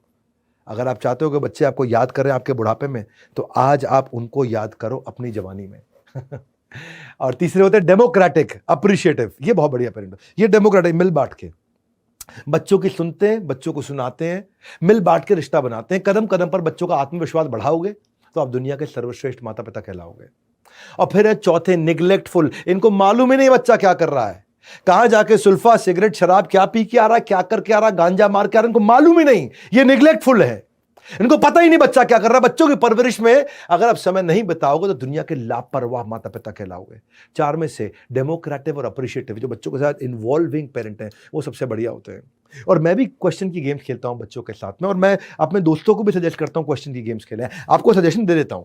कुछ अम्ब्रेला टॉपिक होते हैं, सीधा एनिमल पे, सीजन पे, फ्रूट पे, कंट्री पे, फिल्म पे, world largest, world smallest, world longest, इस पे चर्चा करो बच्चों से। ये स्पेसिफिक टॉपिक उठा लो, कुछ कुत्तों पे, पोलर बेयर पे, मैंगो पे, पेरिस पे, किसी पे भी 5 सवाल आप पूछो बच्चे से, 5 वो पूछे। अगले दिन की एक्टिविटी दे दो, वो भी रिसर्च करके आएगा। और स्कोर कर लो, किसने ज्यादा अच्छा सवाल पूछा, किसका आंसर ठीक है, किसका आंसर गलत है।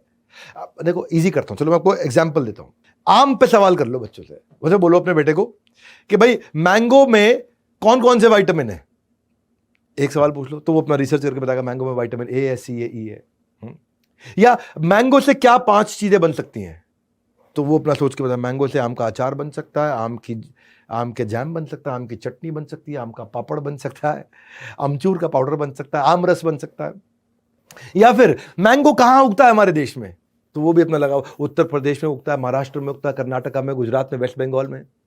या 5 तरह के मैंगो कौन से हैं, अब वो भी अपना रिसर्च करने में लग जाएगा, पड़ेगा 5 तरह के कौन से। आप अल्फांसो तो पता है मुझे, दशहरी लंगड़ा पता है, उसको और नहीं पता मुझे, तो आप बताओ। उसको आम्रपाली होता है, तोतापरी होता है, बादामी आम होता है, मालदा आम होता है।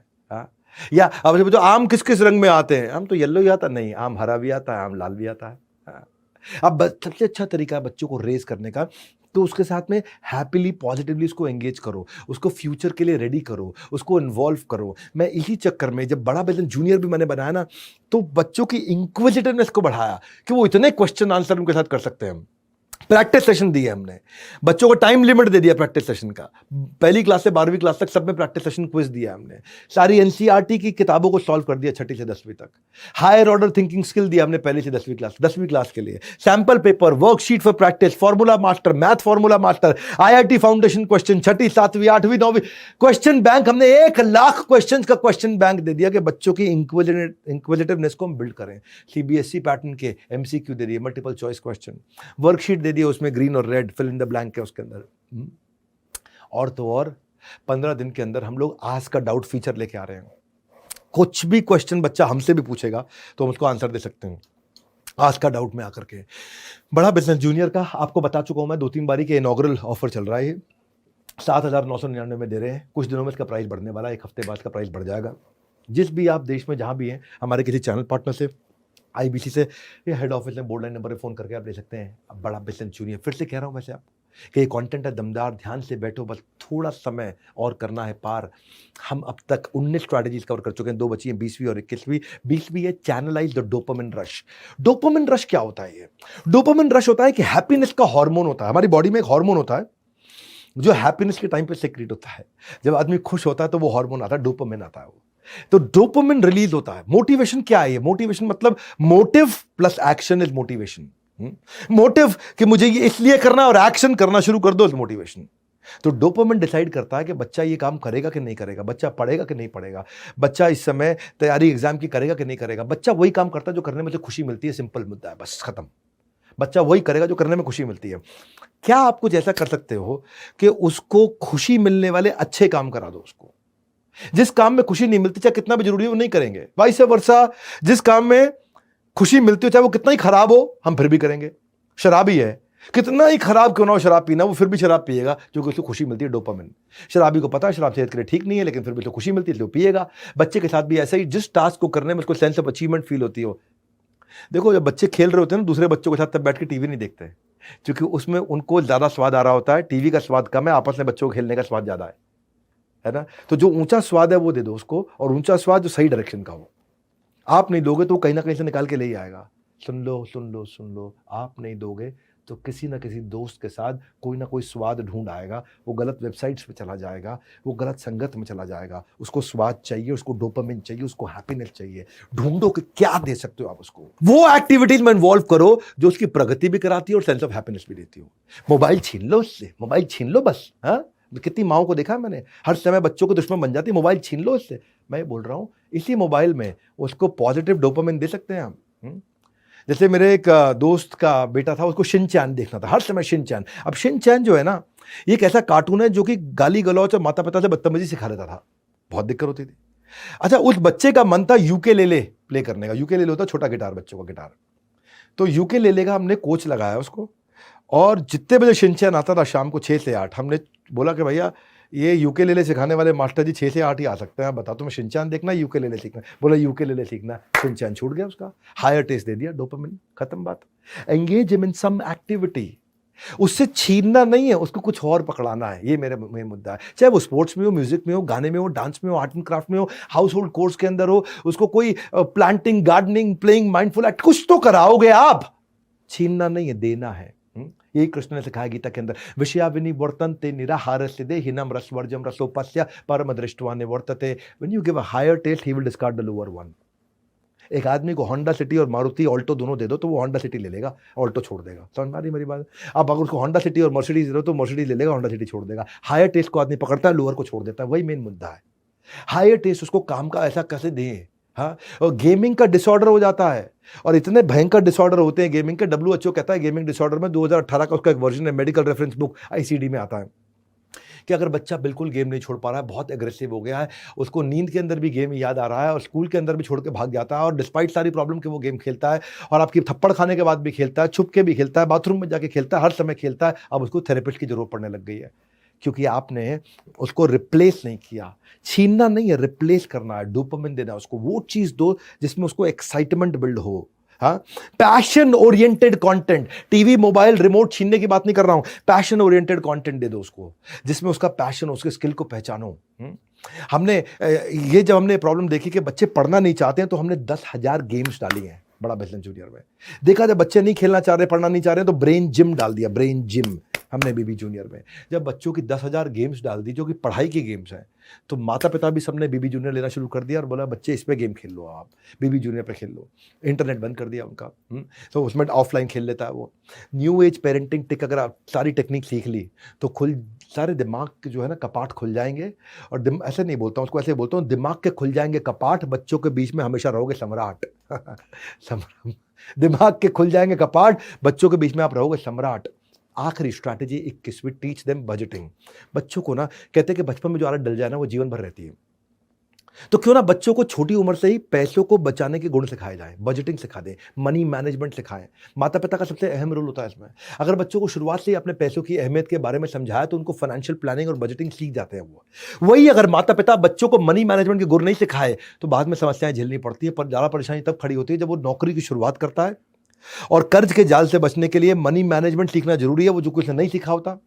इसलिए उसको शुरुआत से ही उसकी दिलचस्पी पैसों के जोड़ घटाव के अंदर बिल्ड करनी शुरू करिए, ताकि वो पैसों का जमा घटा सीखे। उसको अपनी देखिए पारिवारिक स्थिति के अनुसार, उम्र के हिसाब से उसको पैसों की सीमा तय करके उसके साथ सिस्टम बनाइए। बच्चों को एक पिगी बैंक ला के दीजिए, उसको बताइए इसमें जो पैसे डालोगे वो उसी के होंगे। हर महीने उनको एक पॉकेट मनी दे और वो अमाउंट पिगी बैंक में डालें, और धीरे धीरे बढ़ता देख करके बच्चा इससे खुश भी होगा और खेल खेल में बचत की गुण भी सीखेगा। उसको बता दो तुम्हें जो भी खरीदना है, तुम्हारे पास बजट है हर महीने का, इसी में से खरीद सकते हो, इससे ज्यादा नहीं खरीद सकते। तो अब अगर उसको पता है कि भाई मेरे पास मेरे बजट में इस समय 2,000 पड़े और मेरे को इस समय ये टॉय खरीदना है 4,000 का है, तो वो 1 महीना वेट करना सीख जाएगा। ये बहुत बड़ी बात है। वो आपके सामने मॉल में जाकर के जमीन पे लेट नहीं जाएगा, मॉल में जाकर के हर एक चीज का प्राइस पड़ेगा, अपने उसको खुद देखेगा कि भाई मेरे पिग्गी बैंक में कितने पैसे हैं, 2,000 है, अगले महीने मुझे 2,000 और मिलने हैं, 4,000 होगा, अगले महीने के अंत में खरीद लूंगा, और वो खुशी खुशी वापस लौट के आएगा। मैंने होते हुए करते हुए देखा है बच्चों के साथ में ये। बच्चों के लिए बजट सेट करें, उसको बताएं कि वो एक दिन में कितना खर्च कर सकते हैं, एक महीने में कितना खर्च कर सकते हैं। छोटी मोटी चीज़ वो अपने पॉकेट मनी से लेना सीखेगा, उसके लिए गोल सेट करिए। और अगर पैसे वो कम पड़ रहे हैं अपने आप जब वो रुकने लगेगा ना, तो अब आप इतना खुश होंगे मन से कि बच्चा अपने इमोशंस को कंट्रोल कर पा रहा है। उसको सिखाइए इच्छा और ज़रूरत का डिफरेंस, इसको बोलते हैं नीड और वांट का डिफरेंस। इच्छा तो कुछ भी हो सकती है, मुझे फरारी चाहिए, लेकिन मुझे ज़रूरत किस चीज़ की है। जब बच्चा ये ट्रेन हो जाता है ना इच्छा और ज़रूरत के डिफरेंस में, बहुत बड़ी बात है ये। बड़े बड़े माँ बाप नहीं हो पाते इच्छा और ज़रूरत के डिफरेंस पर ट्रेन, आप खुद भी होइए। उसके खर्च करने की आदत पे आप नज़र रखिए। बच्चे से कहें कि वो तय करे कि वो किस चीज़ पर खर्च करेगा, और इच्छा और ज़रूरत साथ साथ सिखाते जाइए उसको। और अच्छा अगर उसने पैसा बचा लिया तो उसको इंसेंटिव दीजिए, कुछ 200 रुपये एक्स्ट्रा दे दीजिए उसको। सही जगह समझदारी से खर्च करने पर उसको शाबाशी भी दीजिए, उसको समझ में आएगा। इसको लिए ना फैमिली टोकन सिस्टम रख सकते हो आप एक, कि उसको ऐसा नहीं है आपने बजट ही बनाया कि मैं 500 रुपये ऐसे ही दूंगा हर हफ्ते, नहीं। उसके लिए भी एक आपको गेम बताता हूँ, उसके लिए गेम खेलिए, ऐसी सफल गेम बता रहा हूँ, गेम चेंज हो जाएगा, बच्चे का व्यवहार पूरा बदल जाएगा रातों रात। रातों रात नहीं तो कम से कम आप ये पक्का कह सकता हूँ कि 2.5 महीने में उसका व्यवहार बदल जाएगा, 75 दिन के अंदर। बहुत होते हैं 75 साल की जिंदगी है, 75 दिन में आप बच्चे को चेंज कर सकते हैं। अगर सीखना चाहते हैं ध्यान से सुनिए, आखिरी गेम बताने जा रहा हूँ आपको। एक टोकन का, किसी भी बाजार खिलौने के स्टोर से टोकन ले आइए, उस टोकन पर नंबर लिखे होंगे 1 2 3 4 5 10, तो 1 2 5 10 20 50 100 ऐसे लिख लीजिए। अब वो टोकन मतलब हो गया रुपया। अब अगर उसको बताइए कि गुड बिहेवियर पे तुमको टोकन लिखा हुआ है हमने, तुम सुबह टाइम से उठ रहे हो, ब्रश कर रहे हो, दांत को अपना जो टाइम अलॉट किया उतना ही खेल रहे हो, उतना ही पढ़ रहे हो, होमवर्क टाइम से खत्म कर रहे हो, आप टाइम से सारे काम कर रहे हो, तो उस पे टोकन पे आपको बेनिफिट मिल जाएगा। उसके साथ आप बिहेवियर की लिस्ट बना लो आप एक, कि अगर उसने टैंट्रम किया, चिल्लाया, स्क्रीमिंग, फाइटिंग, आर्ग्यूइंग, कुछ भी किया, कोई भी सामान इधर उधर उठा के बच्चे ने फेंका, सोफे के ऊपर कूदा फादी किया, खाना टाइम से नहीं खाया, इग्नोर किया, मिसबिहेव किया, बदतमीजी किया, या टीवी फालतू देखा, बाहर फालतू खेला, बाहर जाकर मोबाइल ज्यादा फालतू खेला, तो हर टोकन पे असाइन कर दो वैल्यू। और कैसे कराओ उसको कि भाई अगर तुम सुबह टाइम से उठोगे तो 2 रुपए का टोकन तुम्हारे डब्बे में गया, ब्रश सुबह टाइम से रात को सोने से पहले भी ब्रश किया 2 रुपए का टोकन गया, पापा मम्मी की मदद करी 5 रुपए का टोकन गया, होमवर्क टाइम से किया 5 रुपए गया, थैंक यू बोला 5 रुपए गया, आपने स्लीप ऑन टाइम किया 2 रुपए गया, ईटिंग मील ऑन टाइम किया 7 रुपए गया, 5 रुपए गया, डिपेंडिंग ऑन जो आप वो टोकन उसके डब्बे में डालते जाओ। ऐसे बजट मत बनाओ, उससे उसके बिहेवियर बदलेंगे। लेकिन अगर तुमने टैंट्रम किया, उसमें 2 रुपए निकल गया, तुमने अगर सामान फेंका 5 रुपए निकल गया, तुम चिल्लाए उसमें से 5 रुपए निकल गया, आर्ग्यू किया 5 रुपए निकल गया, मिसबिहेव किया 10 रुपए निकल गया, ओबे नहीं किया लोगों को, आपने किसी को गाली दिया, थूका, किसी पे हाथ उठाया, अपनी छोटी बहन को मारा, 10 रुपए निकल गया। उससे क्या होगा, वो अपने बजट को खुद ही बिल्ड करेगा, वो कमाएगा, अर्न करेगा, बिहेवियर में चेंज लेकर के आएगा। आपने अच्छे बिहेवियर को इंसेंटिवाइज कर दिया, जिस व्यवहार पे दोगे पुरस्कार उसी को दोहराएगा बार बार, जिस व्यवहार पे छीनोगे पुरस्कार उसको कभी भी नहीं दोहराएगा अगली बार। An effort that is appreciated gets repeated.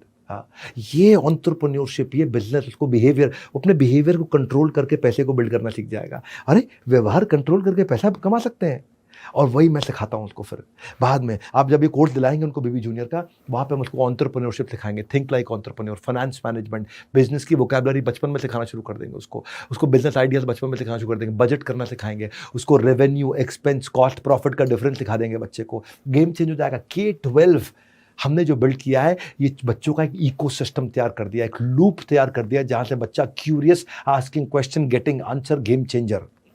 आपके लिए इस समय हमने लॉन्च प्राइस दिया है, मैं जा रहा हूँ, ये वीडियो खत्म होने लगा है, मैंने 7 दिन के लिए आपको एक लॉन्च प्राइस दिया है इस समय 7,999। इसका बेनिफिट उठा लीजिए।